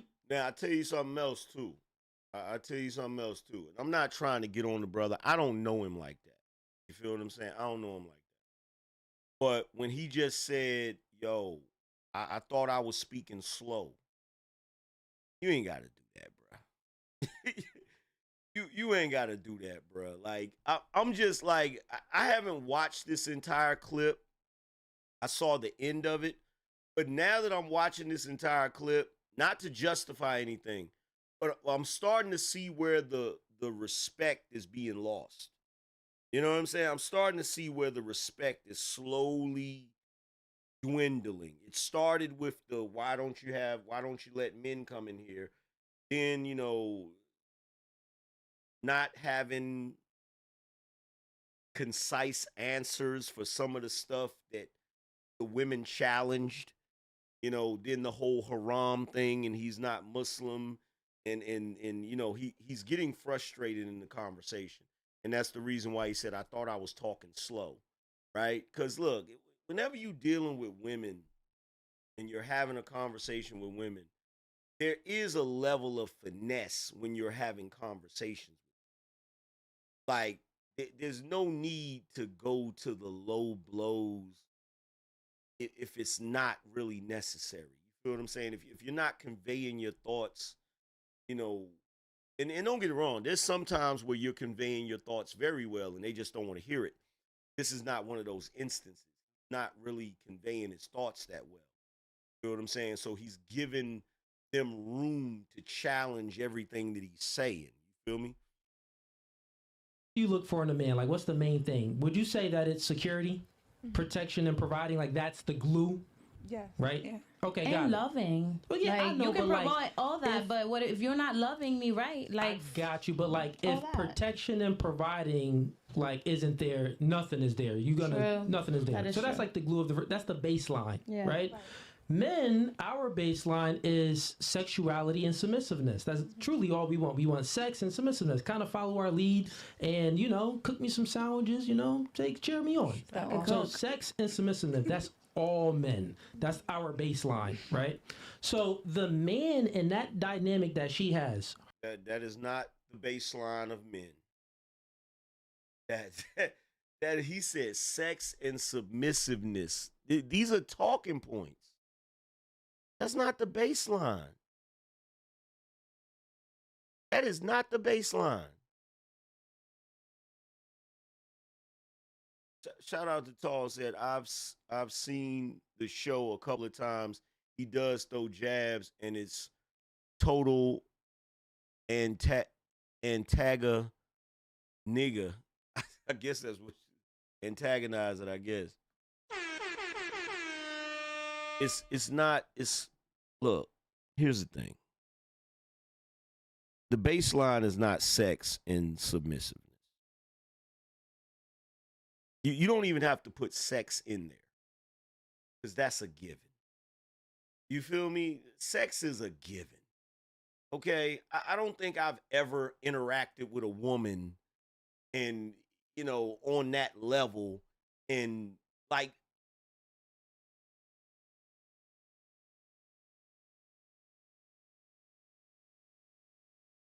some things don't have to be said. They're just understood, right?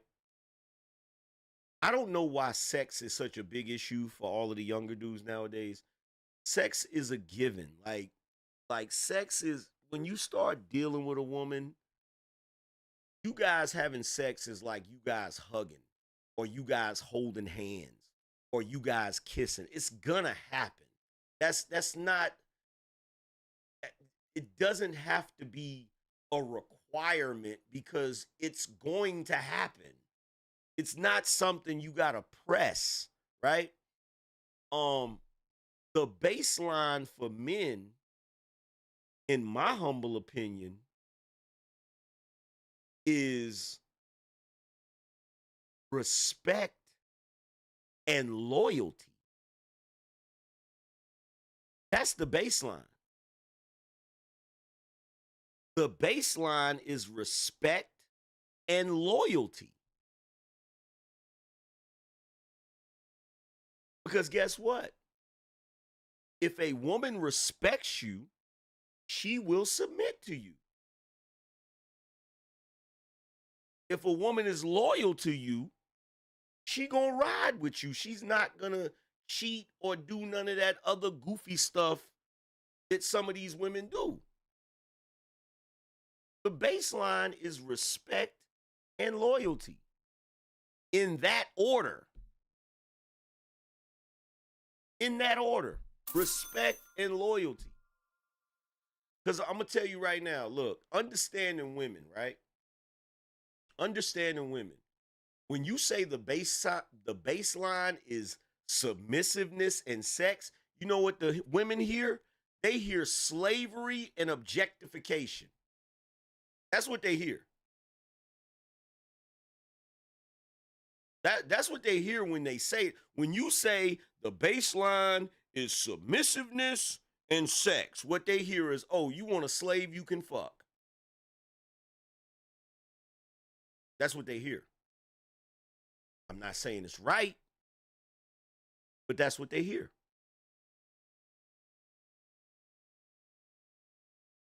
Because you have to understand that there is a language barrier between men and women. And women, when you say something, they don't take it literal. They look for the hidden meaning in what you said. So when you say something, when you say sex and submissiveness, they say, well, what does he really mean when he says that?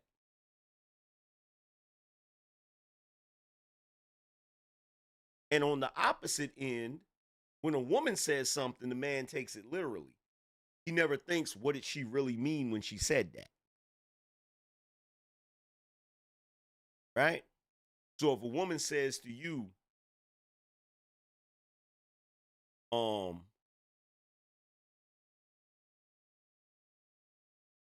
I expect a man to be masculine.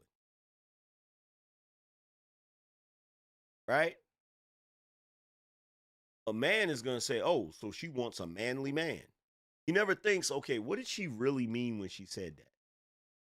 We got to probe a little deeper. What do you think masculinity is? You see what I'm saying? There's a language barrier. So men will say something literally that has no hidden meaning behind it, but the women will look for a hidden meaning. Women will say something that has a hidden meaning, and men will take it literally. Okay? So you have to be mindful of that when you're having a conversation with them. And see, it's really messed up because some women like to play games. So a woman will say something that definitely has a hidden meaning. And then if you're the type of guy that is in tune enough to know that there's a hidden meaning, and you say, oh, you think you slick. And what do you mean? They'll act like what they said was literal. You feel what I'm saying? Because you have women that play those type of games too. So you have to be mindful. And a lot of times women will do that to test you. They want to see if you're secure in your assessment of the situation. You feel me? Are you faking the funk, or do you really know what you're talking about? So if she says something that it has a hidden meaning, but she's pretending that she's being literal, and you say, yeah, I know what you meant by that. She gonna test you. Oh, really? What did I mean by that? Oh, well, what you really meant was XYZ. No, you reading too much into it. No, I'm not. She's gonna wait to see if you're gonna stand on that. She's never going to let you know that you were right. Because part of that is her trying to figure out if you are secure enough in your assessment. Are you secure enough in what you think to know that it's right? You don't need her validation to know that it's right. She's not going to tell you. Because she's probing for weaknesses. She's probing for cracks. She's trying to see if you're the man you claim you are. Are you the man you're presenting in front of her? Are you faking the funk? I'm telling you right now, bro, I could teach a master class on this shit. I could give a college lecture on this shit. Like, real talk. Her man, even though he's out, I'm not saying that this is right or wrong, but I'm just saying that he could be out clapping cheeks, but he's not giving up his baseline. He's not providing and protecting for these other girls, is he? No. No. So he's not giving up his baseline. But she, on the other hand, her baseline is sexuality and submissiveness. So even if it's a girl, she's giving up her sexuality to someone else, and she's being submissive to someone else. No. If it's a man, it's even worse. She's like doing the most ultimate form of submission. Yeah. She's being dominated. So what I'm saying is, it's not a fair deal. And not only that, it's like that man that will allow that, he's just not a real man. Yeah, you. Okay, I get what he's saying. Uh, the assessment he's making is a solid assessment, but only if submissiveness and sex is the baseline for whatever dude that's applying to. But the problem is, yet again, he's not being concise with his thought process. It's not clear enough to where it's too much subjectivity in what he's saying. And the problem is when you're having a conversation with women and you have the conversation with them the same way they have the conversation, you're giving them too much rope. You're giving them too many outs, too many ways for them to maneuver in that conversation. See, as a man, when you're having a conversation with a woman, even though you understand the way a woman speaks and the way a woman processes information, you still have to convey it the way a man does. You still have to convey it, straightforward. This is what it is. You feel what I'm saying? Because you're on the side where you're supposed to be probing for weaknesses too. So when you say something that you mean literally, and she says, "Okay, I understood that." Did you really? Or do you think there's something hidden behind what I'm saying? No, I understand it. Okay, so if you understand it, then break it down for me. Why did I say that?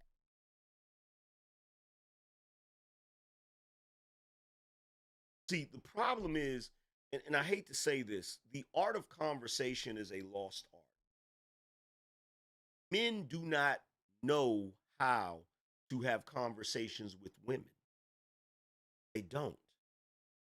There are too many times where dudes, and I notice this on these shows, they love to browbeat the women. They love to take certain realities or certain truths, and they like to take it like a baseball and throw it at the women, right? Instead of conveying their thoughts in a way to where it's so undeniable that what you're saying is the truth that they have no recourse except to bear witness to it. You know how many times I've had conversations on these panels with women and I'll say a certain thing and they'll be like, "Oh snap, I never thought about it like that." That's when you know you're reaching somebody. When they say, "Oh, you know what? I never thought about it like, you know what? You're right." Oh, that makes sense. Like that's when you know you're getting through to someone. And the thing about women also is if you're having a conversation with women and you're throwing shade in the conversation, right? That causes them to get more rooted in their position to the point where even once they realize you're right, they're not gonna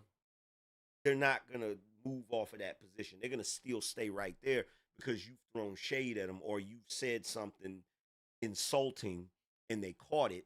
And it's like, okay, I'm not gonna give this motherfucker the satisfaction of being right. You feel what I'm saying? And that's when they start stonewalling. If you read my book, because it's in here, stonewalling, then you might as well end the conversation.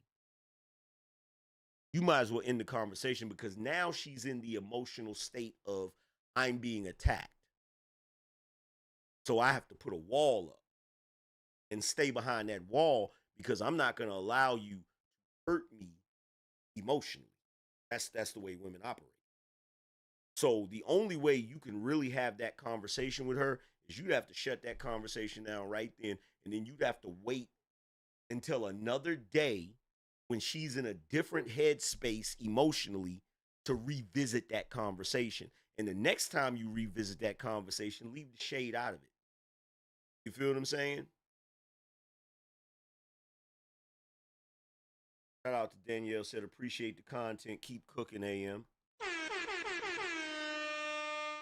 Shout out to Frederick. He said, spread the knowledge. Appreciate it. Shout out to my man Izzy Bands in the building. He said, the man, the legend, the angry man, I appreciate you. Appreciate you, fam. Shout out to Brian. He said, Professor AM taking us to school this Sunday. I forgot it was Sunday. $50 boss up. Stack up and match up. I actually forgot it was Sunday. I don't know why I feel like it's a weekday.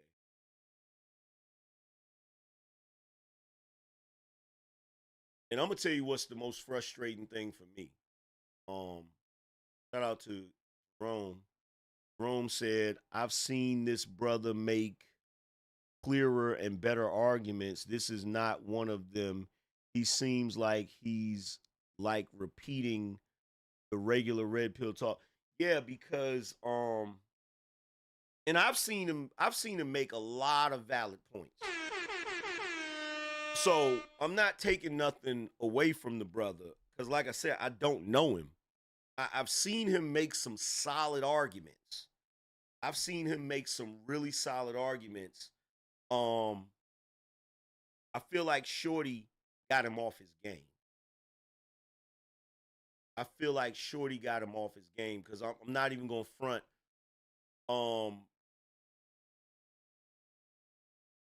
I don't know where dude is from. Do y'all know where dude is from? Does anybody know where dude is from? Y'all know where he's from? Shout out to D-Prez. Do y'all know where he's from?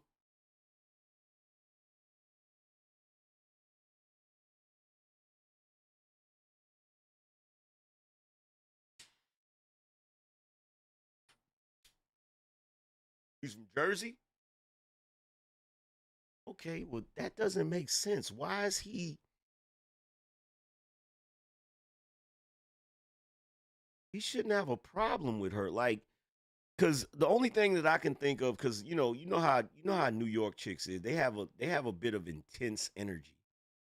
Like their energy is a bit intense. Something in this conversation has him off. Do you think it's because they asked him about why he doesn't have dudes in there? Do you think that made him feel like, do you think that threw him off?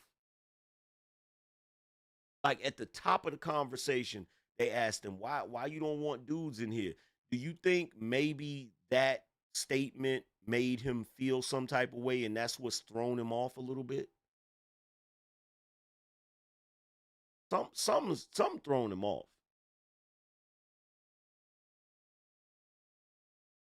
What's up, Kane the God? He said that's what got me baffled, AM. Yeah, he's a Jersey dude. He should be well acclimated dealing with New York chicks.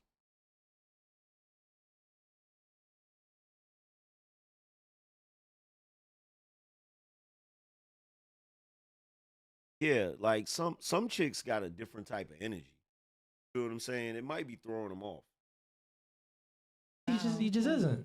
Well, Does that make sense? It No. makes sense to me. To me, it doesn't. All right, fair enough. To me, it doesn't, because Okay. that's your ideology on that topic. You feel what I'm saying? Like, that's how you perceive what you want. Now, I'm gonna keep it real with you. You can look at Shorty's body language.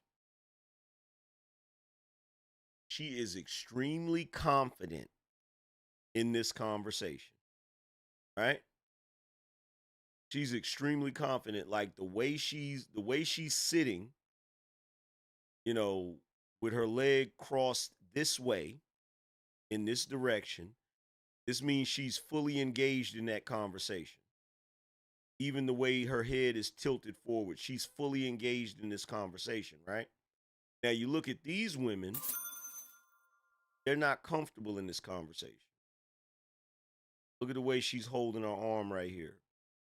This one, the way she's been sitting this whole time, right?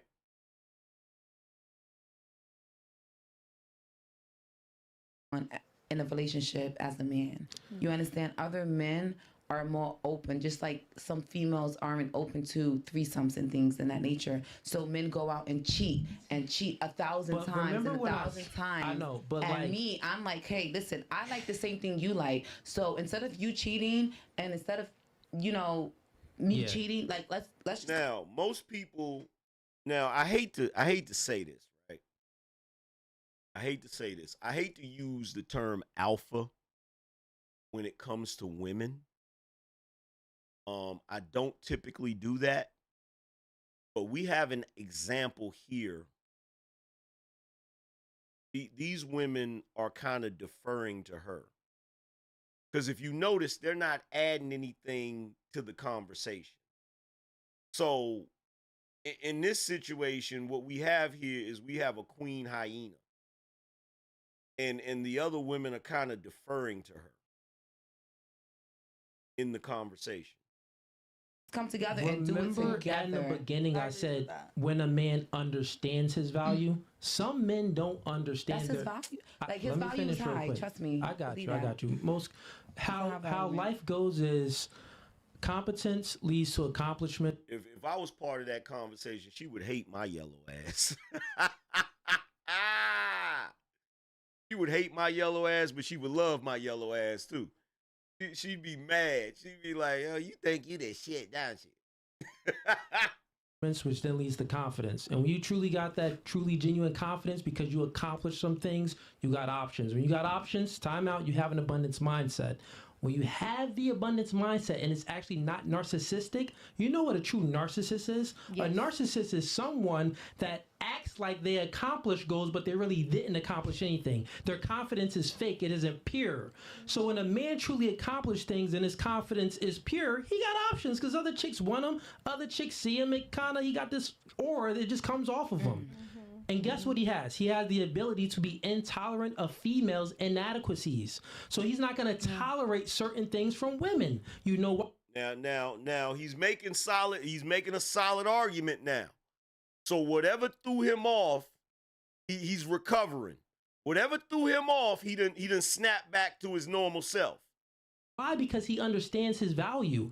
I'm telling her that her man doesn't understand his value because he don't even know his own baseline. He don't know his chick baseline that she giving it up to other people.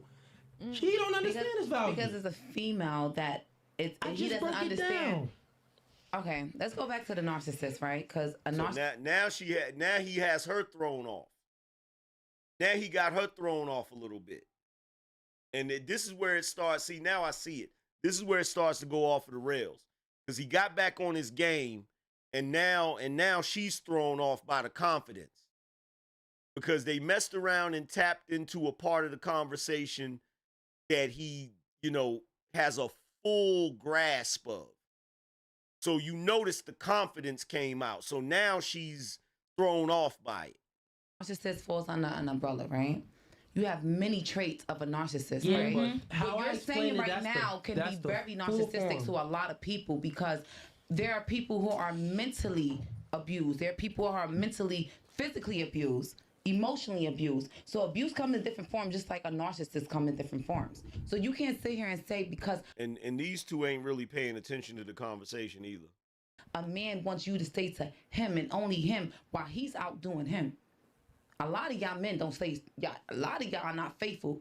Wait, Y'all I- don't play I that get what you're monogamous saying. shit. Yeah, you're just moving when, the when we goalposts a little talk bit. about when we talking about a man in a man's position, we got to talk about a faithful man, a man that's Right. standing on 10 toes. Now, see, this is where she's going into, look, what just happened, what he said threw her off because he's challenging and questioning the masculinity of her man, right?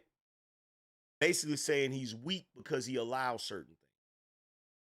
That threw her off. But she's recovering because now what she's doing is she's trying to go for the jugular. She's trying to, well, you men cheat and you men this. A man does this and a man does that. And she's trying to hit him with the real man shit. Okay? That's why I said dudes got to stop using that terminology, right? But that's what she's hitting them with. A man that know his business. A man that's going to sit there and hold down his female no matter what. Yeah. No matter when it that's all comes to, fine. no matter if you go broke, you're never going to change on her. You understand what I'm Right. saying? That's a real man. Well, most My dad men- is a, hold on. most I'm men, talking. when they- Remember, we had them rules in the beginning, right? My dad is a real I told you. This is her taking back the wheel. This is her taking back her power, or at least attempting to do so. So, what did he do? He said something about her man. So what she's doing now is she's going to take the focus off her man and put it on her father. Like, okay, you might be right about my man, but I'm going to bring up my father. Let's see if you talk shit about him. man, and he lives by that haram that you speak of. You understand? Muslim since the day I was born. My middle name is Saud, a black. See? The haram came back up. I told you. The haram came back up. Told you her father Muslim. I told you when she asked him if he was Muslim, the moment he said no, I knew that was going to be problematic.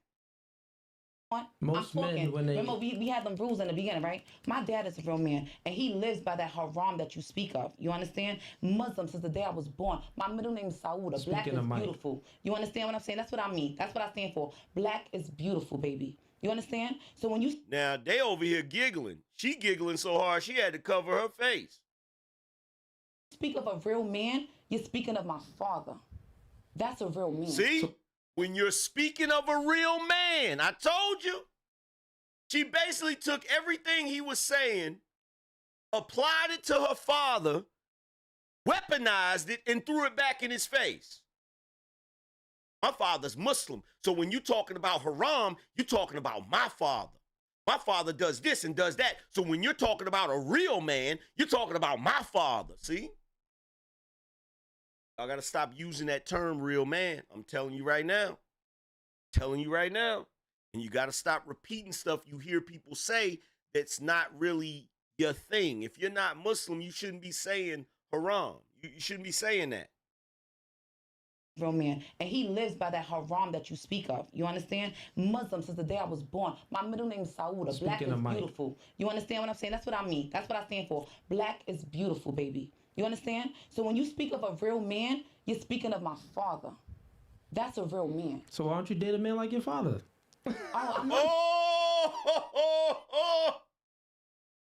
That was a good comeback. That was a good comeback. That boy is good. That was a good comeback. Hey, broski. I don't know if you watch my channel. If you just happen to be watching it, bruh, that was a good comeback right there, bruh. That was a hell of a Uno reverse right there, bruh. Call me like my daddy. What's going on here? Like my daddy. But Daddy got like your father. You talking about your father, real man? It's You really just not that submitted- many. Time It's out. really not You that just many. submitted that your man isn't a It's real just man. That your honest. father is a real... Shout out to Jerome. He said that Remy Ma attitude is coming out of her. Yep. real man. Yes, character, right? Yeah, but you just submitted. Character. Time out. A man Pause. doesn't, Stop. because Rewind. what Let's you bring it back. convert and who you Look, claim to be makes real you quick. a real man. A real man is what you stand by and what you live by every Got it. single Real day. quick, real my, quick. my father is a man that wakes up and he's peaceful. He prays for me. He sends me good energy. I got it, nay. That's I a got man. it, nay. Calm down. Not Listen. a man that's gonna sit here and tell a female you can't have a male friend I got you, because man. I'm too I got little you. I got for you to have something Let's bring so it big. back. Let's bring it back. Let's One bring mic it at a back, bring time. it forward, bring And it also, sideways, baby. I'm ready. And by the way, you shouldn't have to be telling a chick to calm down. You shouldn't have to be telling a chick, okay, I got it, right? Why haven't y'all learned from the GOAT? Why haven't y'all learned from the GOAT? And I'm not talking about myself. I'm talking about the late, great Patrice O'Neal. When are y'all gonna start turning off these chicks' mics? Why y'all ain't learned from the GOAT? Hey, turn her mic off. That's all you gotta do. You have a dude over there that's handling the equipment. Hey, fam, turn her mic off. Now, when you want to follow the rules, we'll turn your mic back on.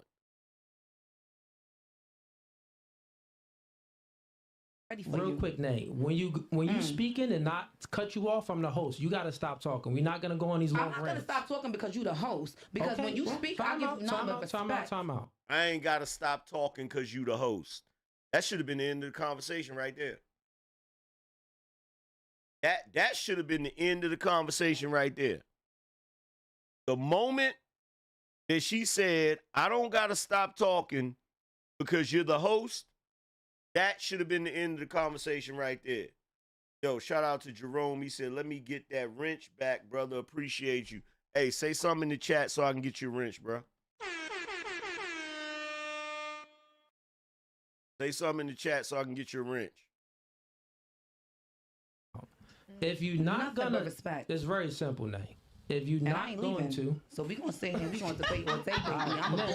fair enough. to Fair it, enough. baby. I That's love what you. you think. You gonna These love are, me too. yeah, these are the rules of the podcast, and all the girls right. heard. So only the host could speak Time when out. everyone else Listen, is talking. you still speaking over me. Okay, I'm just asking. When I'm speaking clarification. and you going on these long rants, Why? I already understand. Because you want to cut me off when you don't like what Wait, you time hear. out. You still speaking while I'm speaking. I am. Got it. Slow it down. All Right. So when I'm speaking, stop speaking. All right, If so you when I'm speaking, you continue, stop speaking. That isn't how it goes. That's how it goes on my book. Okay, When well, I if that- signed up to if- come here, got it. and I If signed that- up for me to be on this video, Cool, that's Nay, what I listen, signed up for. I listen, didn't sign Nay, up to if be you think- disrespected. No And that's one's why you don't like disrespecting men you. on your podcast. Let's talk about it. No, I explained that in the beginning. No, because you want to You see that? You see that? I told you that was going. Everything came back. See, she's sitting there with all of that on her mind. She's sitting there with all of that on her mind, yo. You feel me? Got it. And I If signed that- up for me to be on this video. Cool, That's Nay, what I listen, signed up for. I listen, didn't sign Nay, up to be if you think- disrespected. no And that's one's why you don't like disrespecting men you. on your podcast. Let's talk about it. No, I explained that in the beginning. No, because you want to disrespect women. Who did Yeah, I hold on, he didn't disrespect today? Let's talk about it. he didn't Did I But you disrespect want to anybody? belittle people. Did And I I'm the belittle one anybody to today? belittle you first. He didn't belittle you. I belittled today. He didn't disrespect No, I'm just you. saying. I seems watch a like lot you're of your being very podcasts, and I'm emotional just right saying now. I'm not very emotional at all. You don't see any tears. I mean, well, it seems My like lashes you're are being still emotional. intact, make I it got feel you. good, baby, and I'm smashed. I got you. So, Y'all got my veneers? Nay, here's how it's gonna Me and go. hibachi. I got you. Here's how this gonna go. Right. So When I'm your shit, speaking, Victor. now this is go. And he's still trying to negotiate with her. Still trying to negotiate with her. Like, I ain't gonna tell you no lie. If it was me, even if I didn't already have it set up to where somebody else could cut her mic, I would have reached over there and unplugged that motherfucker. I would have reached right. I was like, oh, you know what? We ain't gotta do all that. Let me get that right there. Yep. Now, and I would go back to what I was saying. I'm not about to try to educate her like she's a kindergartner. You feel what I'm saying? I'm not about to sit here and see. Because here's the thing, bro. You can't get a woman that's not your woman to submit to you. Especially not no ghetto black woman. That ain't about to happen. You got to have something in place to give real consequences. So when she's talking over you like that, you got to be able to turn that mic off. You feel what I'm saying? Turn the mic off or whatever. You feel me? And then go back to what you were saying instead of trying to explain to her that she needs to adhere to something that she's obviously not going to adhere to. Gonna be a little bit disrespectful Go ahead. because Talk you've your been shit, Big Dog. disrespectful. When I'm speaking, I got shut family up. out here. Uh-oh. That's totally fine. All right, when I'm speaking the shut same, up. the same Got it. shit, shut up. Got it. You just admitted that. Don't invite nobody your on your man, podcast. You You just gonna admitted disrespect that them. your Go ahead, man talk your ain't shit. that man. That your father is that man. No, he is that man. No, he ain't. said Your he man said isn't he had that man. everything You I just need him to admitted take that. care of. I don't have to You just cheat with admitted him that. to go with Totally another man. fine. A female is different. He You don't got a let other vagina. people, I like pussy. other human beings It's two different explore things, your baby. sexuality. If you can't and handle it's that, not only for your that's man. on you. You can't handle You that sound with your crazy female. right now. No, not at all. I feel sorry But for whoever listen, you date because, baby, we- I could never be trapped in a we box. actually I gonna like end pussy this. so You much. I up like out of pussy. here. It's time for you to go. I ain't You're going not paying nowhere. to the rules. Call the peoples. Steve, you can go ahead and do what you do best. Do what you do best. I call the peoples. Yes. Call the boys. Yeah, call the boys. She don't want to leave. Hold on. And Time can for you put to me on go. whatever clips you want. I mean, Nay, he's we live. He's really gonna call the police. I don't care. Go ahead, Steve. Yeah, go ahead. Right I now. don't care. And we gonna walk out of here the same way. We've had this before. We've had to call the cops before. Yeah, and they're right up the Okay. street. Yeah, they come very Oh fast. my God. Now, somebody telling you to leave and you're like, I'm not going nowhere, and they gotta call the police is wild. That shit is wild. JBW.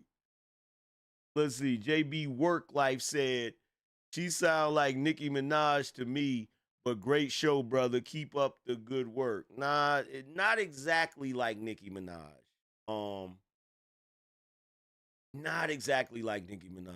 It's a different. There's another chick that sounds like that. I can't remember her name right now, but yeah, the chicks that talk like that usually be problematic. Shout out to Kendra, said paying tuition. Appreciate you. Come on, y'all. I don't pay taxes in PA, You can put it so on you me. can call the cops if you want. I don't It's pay not that taxes deep. out here. Nay.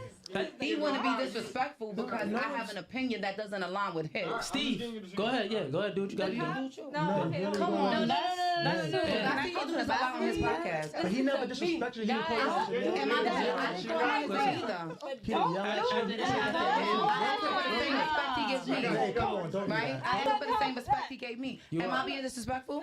Steve, No, I spoke what I spoke. I understand that, but come on, I man. spoke what I We spoke. don't gotta do that. Like, throw come on the on. big one, Steve. 4.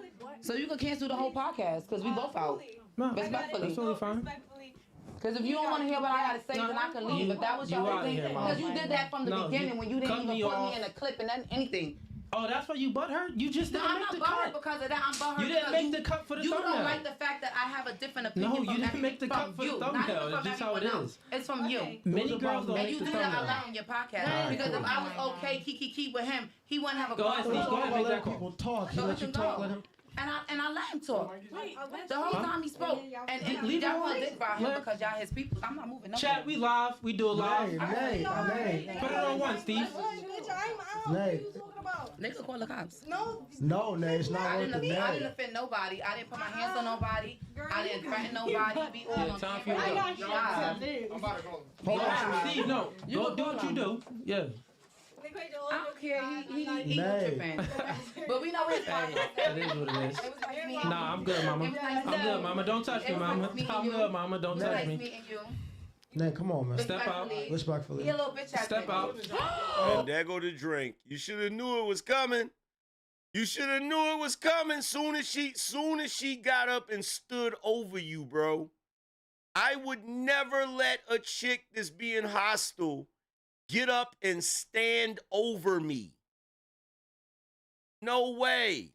I would have stood up. You'd have been like, why you standing up? You trying to? I'd be like, nah, I don't let people stand over me. Like, nah, we good on that. We good on that. Like, you don't let nobody stand over you. Like, bro, what you doing? Like, you taking Stoic to a whole new level.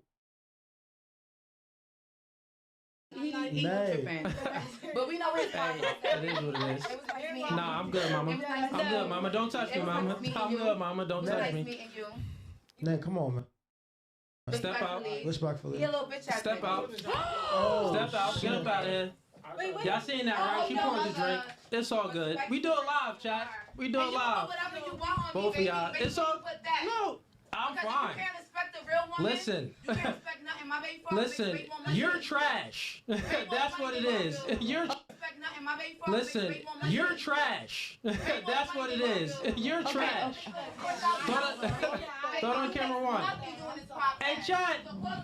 We do it live. She threw a drink on the homie. It is what it is. All good. Oh my God. I got another. We do it live, chat. Yo, she was mad. I felt Yo, like everything she was was good, mad but that she throwing the had a drink, it weak was dude, a and little her too dude much. doesn't understand his value, and her dude allows her to get railed by other men. Now, like real talk, she was wrong for that. She looked crazy doing that. But I'm not gonna front. The situation don't make him look good either. Like, if we being honest, the situation don't make him look good either.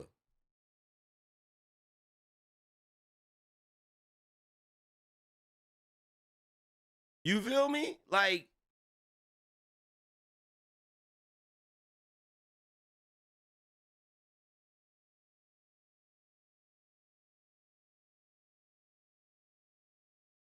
she's more wrong in the situation, but it don't make him look good either. Like, bro, you got doused with a drink. Like, a chick has never thrown a drink on me, bro. Never. I don't even know how I would process that shit, bro. I don't even like we on a live, so I can't say what I would probably do, but I know it ain't gonna be sit there. And I'm not condoning nothing. I'm not saying he should have did anything. I'm just saying I ain't never had no chick throw no drink on me. Ever. I ain't never had no chick throw no drink on me. Why do they do that? Why do they do that? I notice all of the clips from Love and Hip Hop. That's the first thing they do is they grab the drink. Like wasting perfectly good liquor. I'm pretty sure it was some liquor in there. Was it liquor in there? I hope it wasn't liquor in there.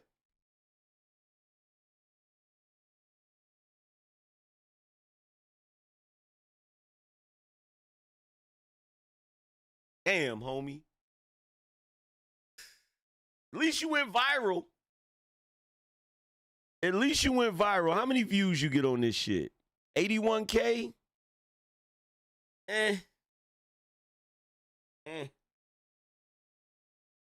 Women. No, she gets real by the dudes. That's a fact. Let me get another shirt. Put it on camera for. All right, chat. We are back. Had to kick that crazy wildebeest off the podcast. She was big and she was mad. You know, big people just tend to be mad sometimes. I don't know why, but she was angry. High cholesterol, high attitude, high, what is it? God dang blood pressure, all of the high. She was all of it, bro. Too much salt. Yeah, and she got angry because she was dating her man, right? That she claims she has a man isn't a true man, and she was mad that I called her out on it. She ended up spilling a drink on me. So if you've seen in the last stream, I had a black tea on.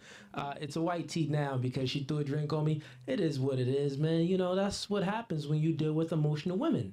And I would never put my hand on a woman. Just like before when y'all asked the question, why don't you have men, you know, in the back on the show? I said, truthfully, it kind of played out. I said, well, ladies, when y'all catch an attitude, I don't care about that. It doesn't bother me. But a dude, I got to get my blicky, and it's going to be a problem, right? So we don't need those issues on a podcast. So that's what transpired. Real quick, and like some stuff that happens behind the scene y'all don't get to see, so I'll like kind of break some things down, give y'all some more insight for the viewers. The thumbnail, it's always 5 girls in the thumbnail. If we have like, 8 girls, then we'll put 4 at the bottom and we'll put 4 at the top in the thumbnail. But if it's like 6 girls, we only just choose 5. We put a girl in the middle and then 2 girls on the end for the thumbnail. So I made the thumbnail and all y'all. Shout out to Jerome. He said, I match masculine energy with masculine energy. If wrong, tell me I'm wrong, AM. Nah, you ain't wrong, bro. You ain't wrong. Like, look, all I can say is this. There's certain conversations I can't have on a live stream. You feel me? If we all was just kicking it offline, it'd be a different conversation. Because, like, that's assault.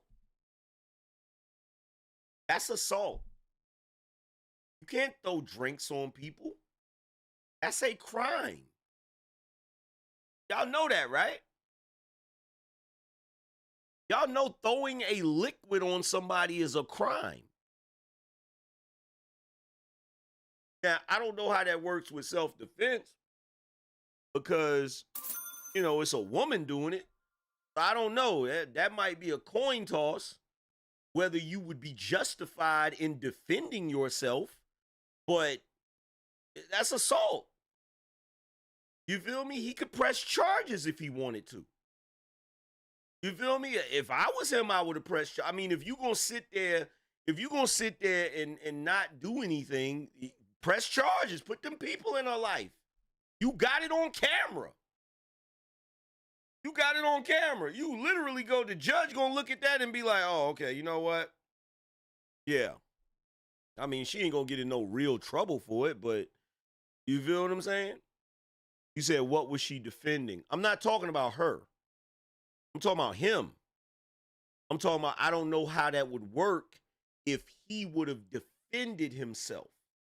Like when she went to try to throw the drink, if he would have stood up and physically restrained her, I don't know if that would have been considered self-defense because it's a chick and she's throwing a drink on him. I don't know how that works. I've never seen no cases like that. You feel what I'm saying?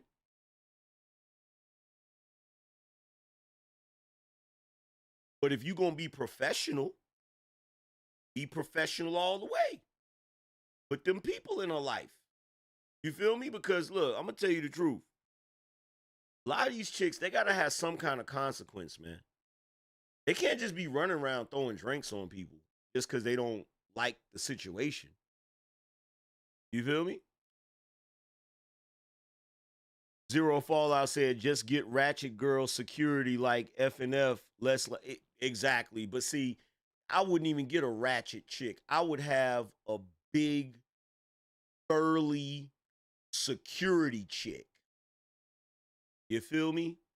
I have me a big old Lady of Rage, Baby D type chick. You feel me? Soon as a chick start getting belligerent, I'll be like, Baby D, do work. she just come piling through there, knocking chicks out the way. You feel what I'm saying? The way the Hulk be knocking people out the way, like just mushing chicks out the way. Grab the chick, he grabbed the chick by the head, like, and escort her out the building and shit. Yo, Baby D, do work.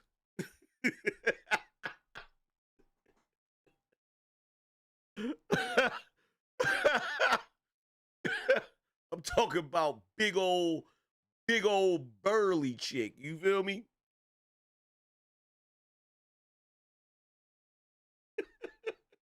Big old Rasputia chick. The type of chick that like nothing more.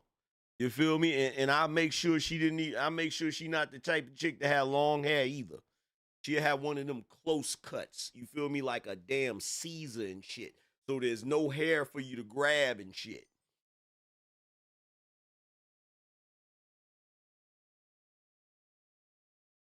Robert said, if she can get that mad and throw a drink on a man she just met, imagine what she does to her man when she gets, oh yeah. Oh, definitely. Definitely. She on some extra goofiness.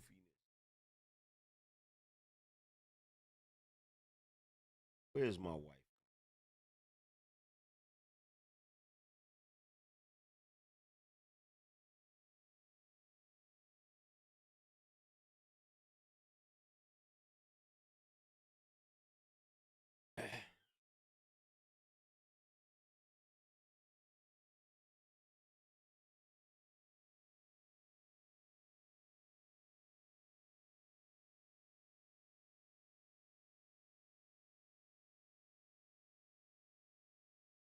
But anyway, let's get to this next video. The one you've been waiting for. Oh, yes. Shout out to Zero Fallout. Said, I hear you, AM. Was at the bar years back. There was a flower girl there that could play O-line for the Vikings. Cornbread ass org chick in goth. Woo!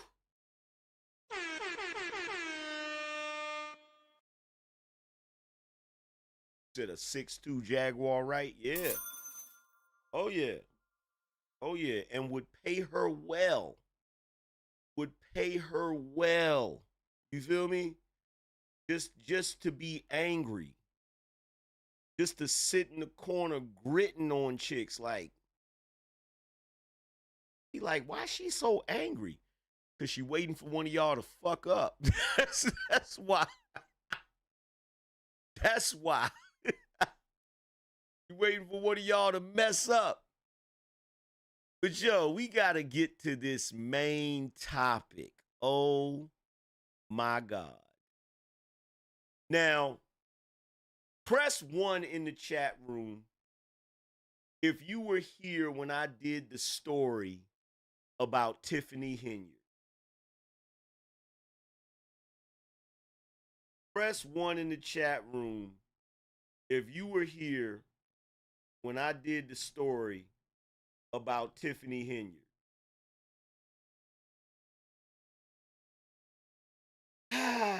So, I hate to say it, but I was right. I was right. I was right. I was right. I said it before and I'll say it again. I knew that it was going to end this way. Do y'all realize they don't know where this chick is at? There's actually a rumor that she left the damn country. I don't know how true that is.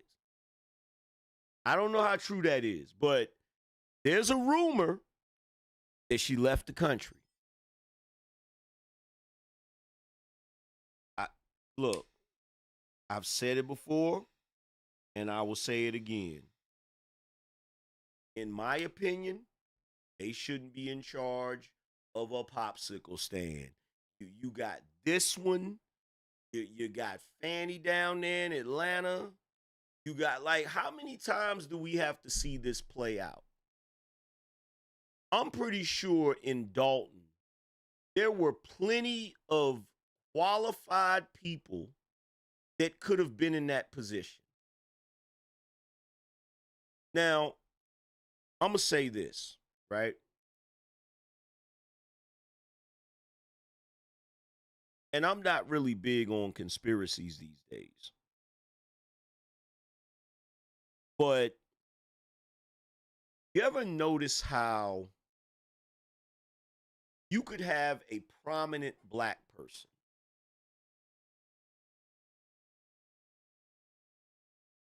that does something so egregious and so messed up in the eyes of the public that what will people say? Oh my God, they just set black folk back 300 years. Y'all have heard that before, right? Y'all have heard that before, right? Shout out to Lucid Experience. He said, I now see why you hate panel shows. Waste of time. Facts. Shout out to Devon. He said, thanks for giving better understanding, AM. Appreciate you. Shout out to Rel. He said, how do I get the big wrench, fam?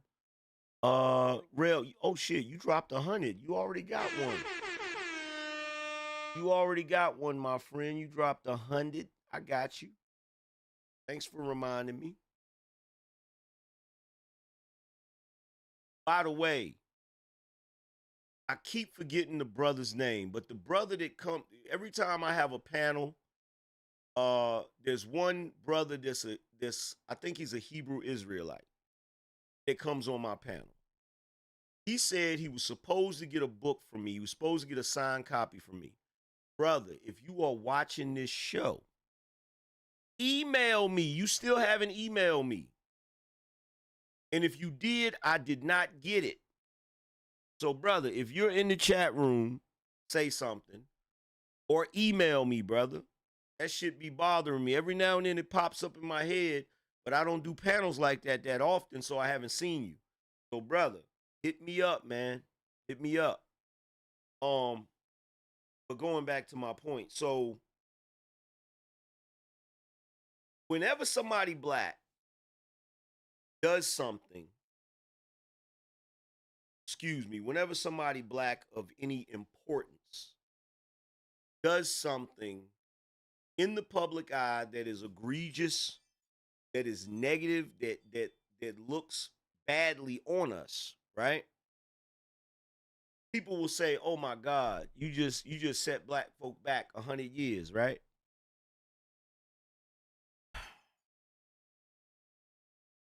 You know what I'm starting to think? I'm starting to think that they put certain individuals of a certain temperament, of a certain mentality, that just happen to be American B-dubs in certain positions because they know they're going to screw up. Has anyone else had that thought?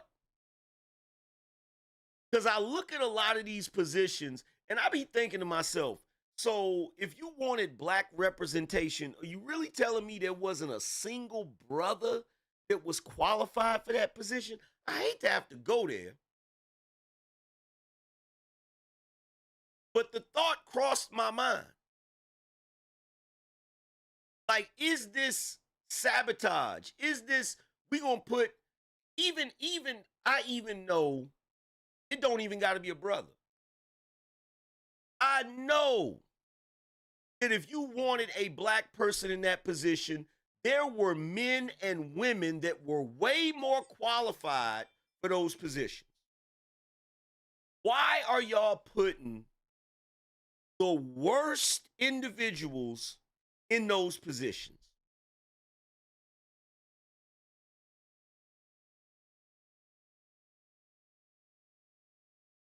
And I tell you something else too.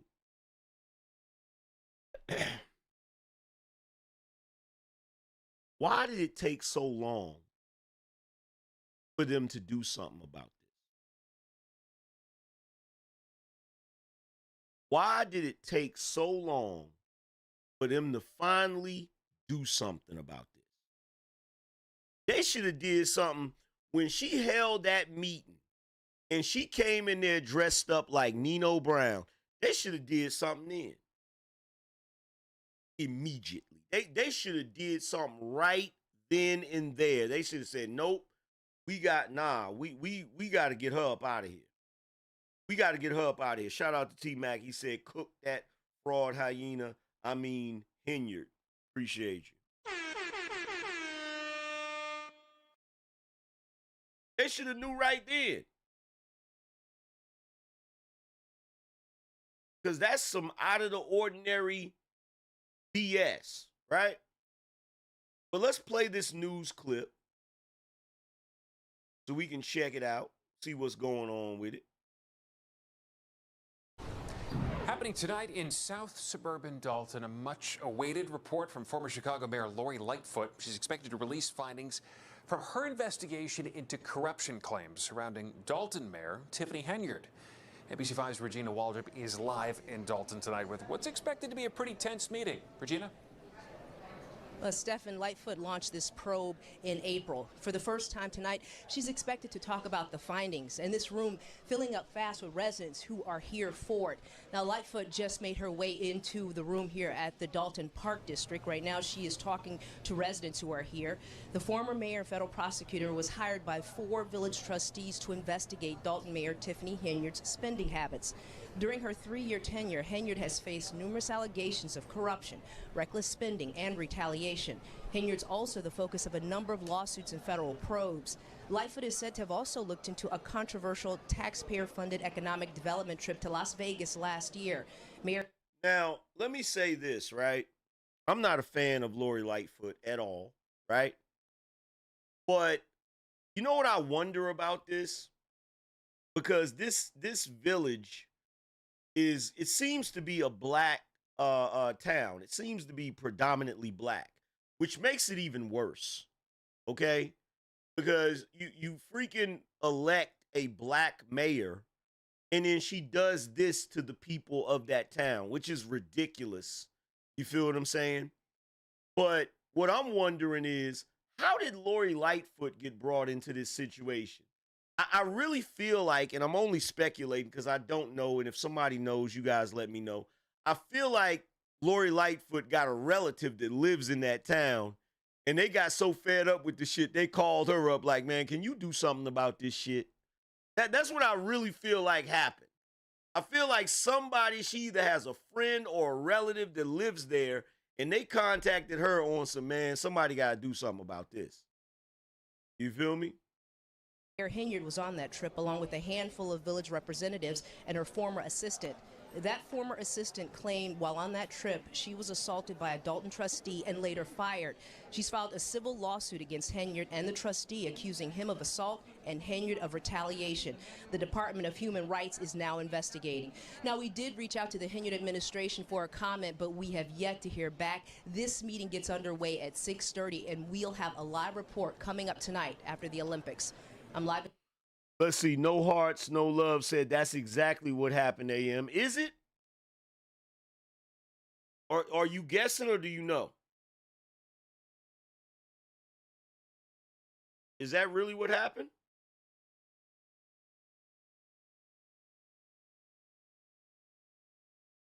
Said the reporter just said it.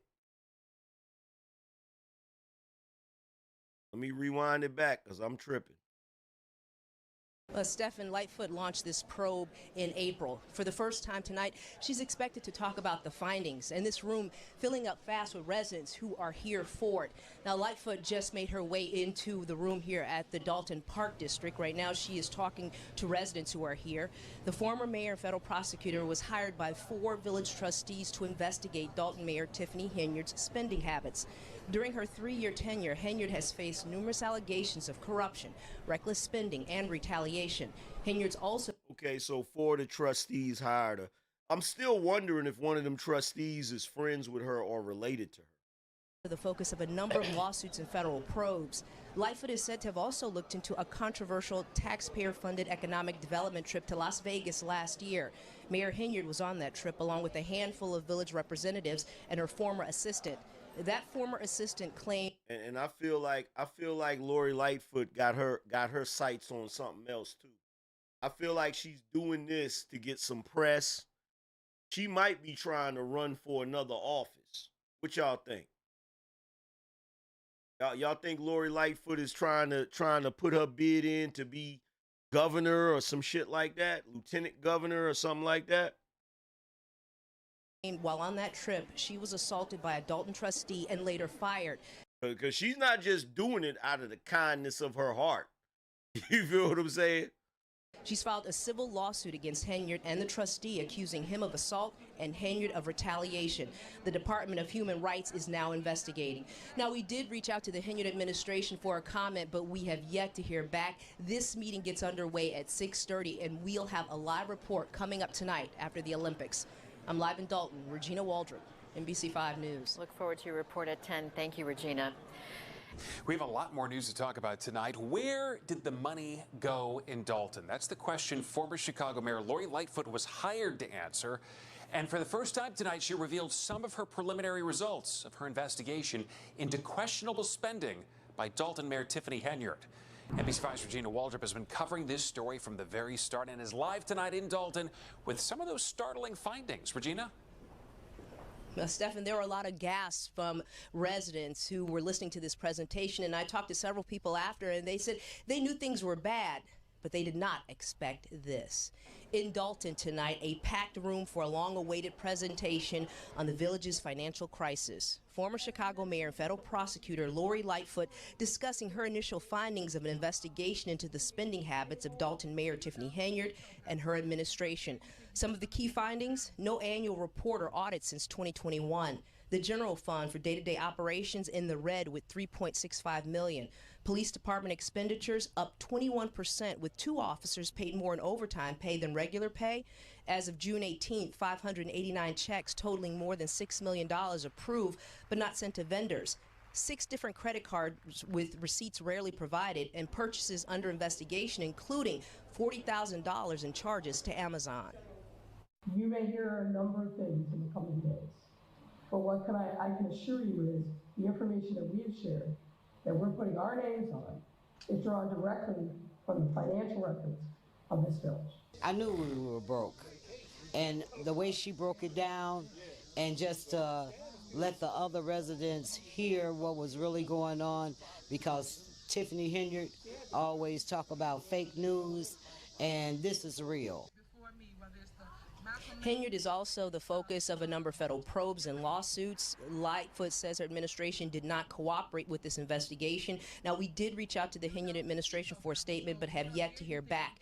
As for next steps, well, Lightfoot said this investigation not over. There's still a lot of work to be done out here. Some other developments tonight: the board recently approved a change to the village's credit card policy, and the acting police chief was placed on leave Monday. They say he has now been terminated. There's a plan for a hiring freeze and layoffs, and also the board says the locks at Village Hall have been changed. That means elected officials out here can no longer use their Village Hall. Of course, there's so much happening out here, and we will continue to stay out here and follow this developing story. I'm live in Dolton tonight. Regina Waldrop, NBC5 News. Regina, thank you.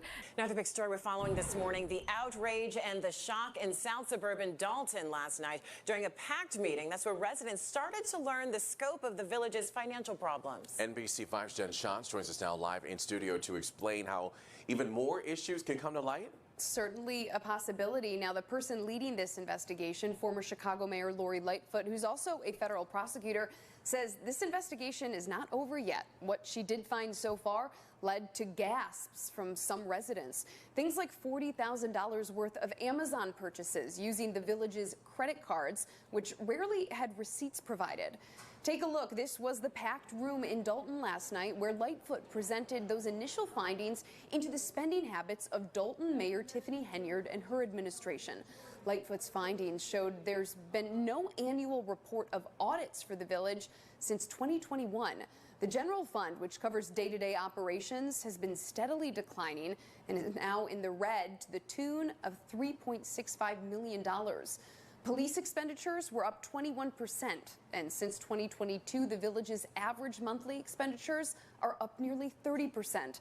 And as of June 18th, 589 checks totaling more than $6 million were approved, but they weren't sent to vendors. All of this while Henyard is the focus of a number of lawsuits and federal probes. According to Lightfoot, her administration did not cooperate with this investigation. I know how I felt when I started seeing these numbers, so I can imagine how all of you are feeling after all this time being in the dark. And I just want to let you know that this isn't just a job, this isn't just some task. We feel this, and so we have worked very, very diligently, very hard under difficult circumstances to get as much information as we could to share with you. The village board did recently approve a change to the village's credit card policy. The acting police chief was placed on leave Monday and has since been terminated. There's also now a plan in place of a hiring freeze and layoffs. NBC5 has reached out to Henyard for a statement on all of this. We've yet to hear back. And on top of this, the village board says locks at Village Hall have been changed for at least the third time. That means elected officials don't have access. Still a lot of chaos, a lot of unanswered questions here, and potentially more figures to be sorted out, something we will be following very closely. Evrod, Michelle? So, this is beyond ridiculous. She has literally put that town $3.65 million in the hole. When she started there, they had a surplus of about $5 million. So they can't even pay the people that work for that village. They got to lay people off and shit, right? Shout out to Grin. She said, Tiffany, a whole ratchet reptilian, draws smelling like butt sauce salamander syrup. She needed to spend some of that city budget on some bleach. Chimney Tiffany, cause she must be smoking.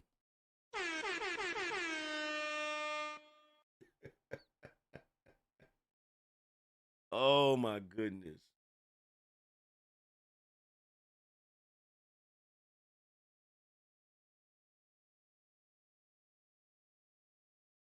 The village of Dolton is more than $3.5 million in the hole. Mayor Tiffany Henyard is accused of misusing money, and today She's nowhere to be found. Tara Molina spent the day in Dolton following the investigation into Henyard spending. Tara?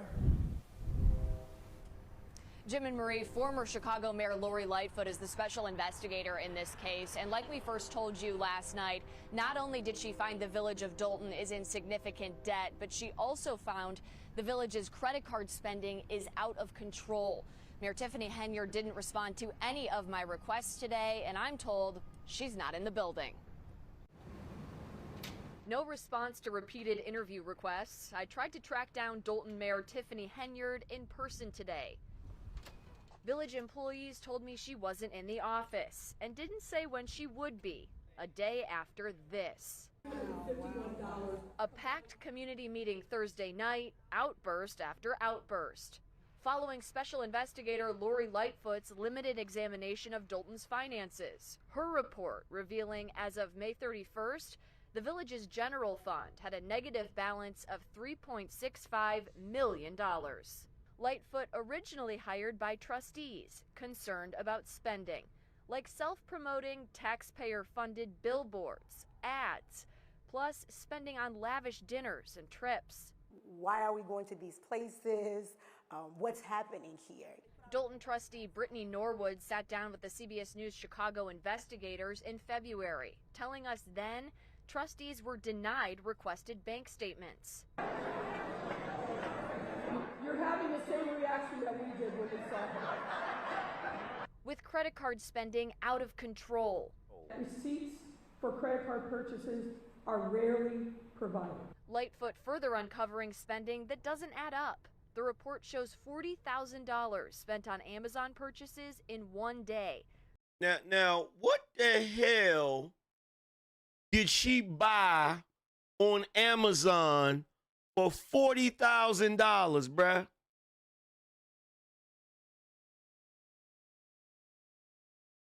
I need BINO Nation. I need y'all's help. I need y'all to help me make this make sense. What could she have possibly bought in one day? 40 racks in one day?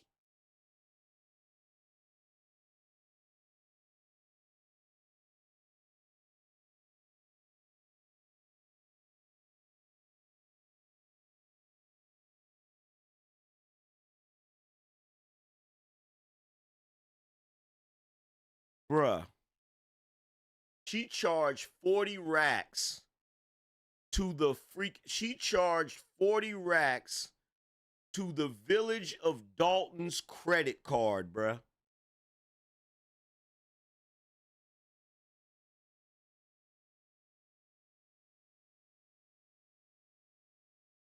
Jerome said, what was the end? There was no end goal. This is ratchet activity. This is strategies. This only ends one way, bruh. I swear to God, this woman, she needs to go to prison. And I don't usually say that. This chick needs to go to prison. They don't even know where she's at right now.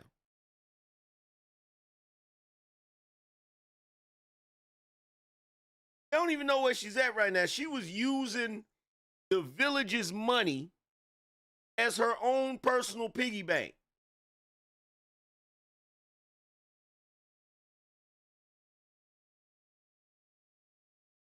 Yo, shout out to Gary. He said B-Dub's leadership is horrible and questionable. Cutie Exec said Taraji P. Henyard, city girl mayor in the flesh. Facts. Shout out to Grit says she bought what all ratchets buy, weave and batteries, lifetime supply. Oh my God. Sweet Jesus. And they want to put chamomile in the White House just off the strength that she's supposed to be a black woman. Are we serious? Are we serious? Are we serious? money that's unaccounted for. These are somebody using one of the credit cards. Another question lingering here, money spent on police overtime, with 2 officers racking up 6 figures in pure OT, $108,000 and $114,000. The deputy chief, just fired here last week, Louis Lacey, paid $96,000 in overtime. The village has been unable to pay all of its monthly expenditures with available cash balance. I reached all of the village's trustees in reporting this story today. As of right now, I have not heard back from one of them. Of course, we also haven't heard back from Mayor Tiffany Henyard. If any of that changes, we'll update the story that's up on our website right now, where you can find all of our coverage of these issues here in Dolton. Reporting live in Dolton this afternoon, I'm Tara Molina, CBS News, Chicago. Bruh.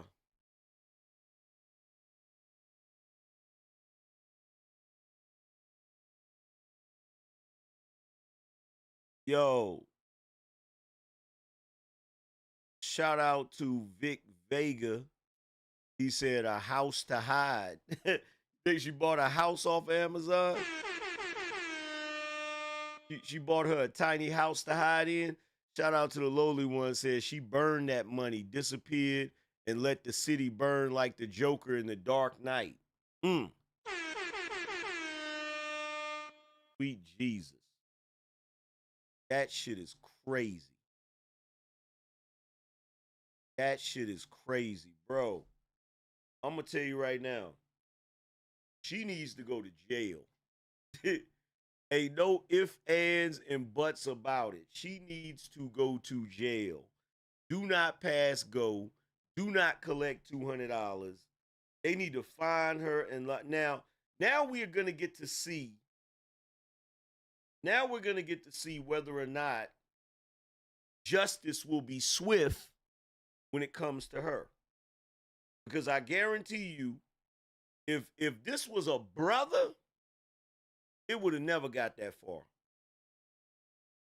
It would have never got that far. They would have got him up there. They would have got him up out of there quick. If this was a brother, there is no way they would have let him rack up that much money or that much debt. There's no way. They'd be like, nope, nah, Negro, you going to jail immediately.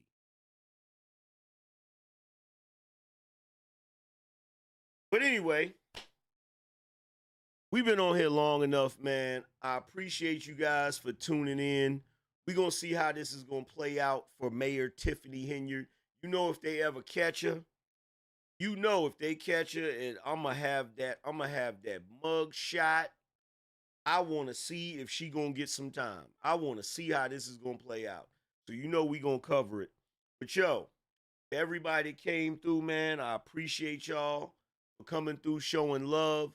Salute to the sponsors. Salute to everybody that contributed to the show.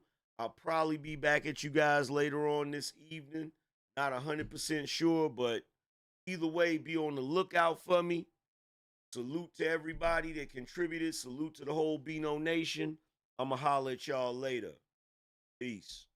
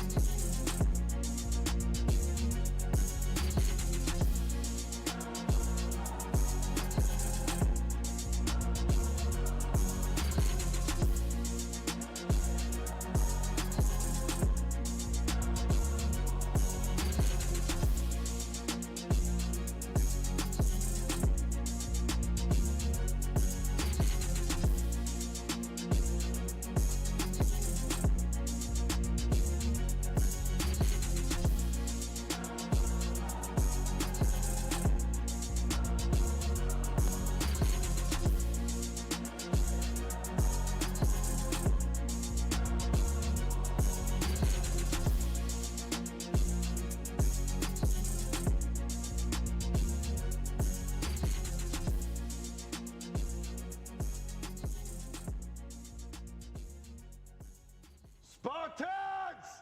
What is your profession?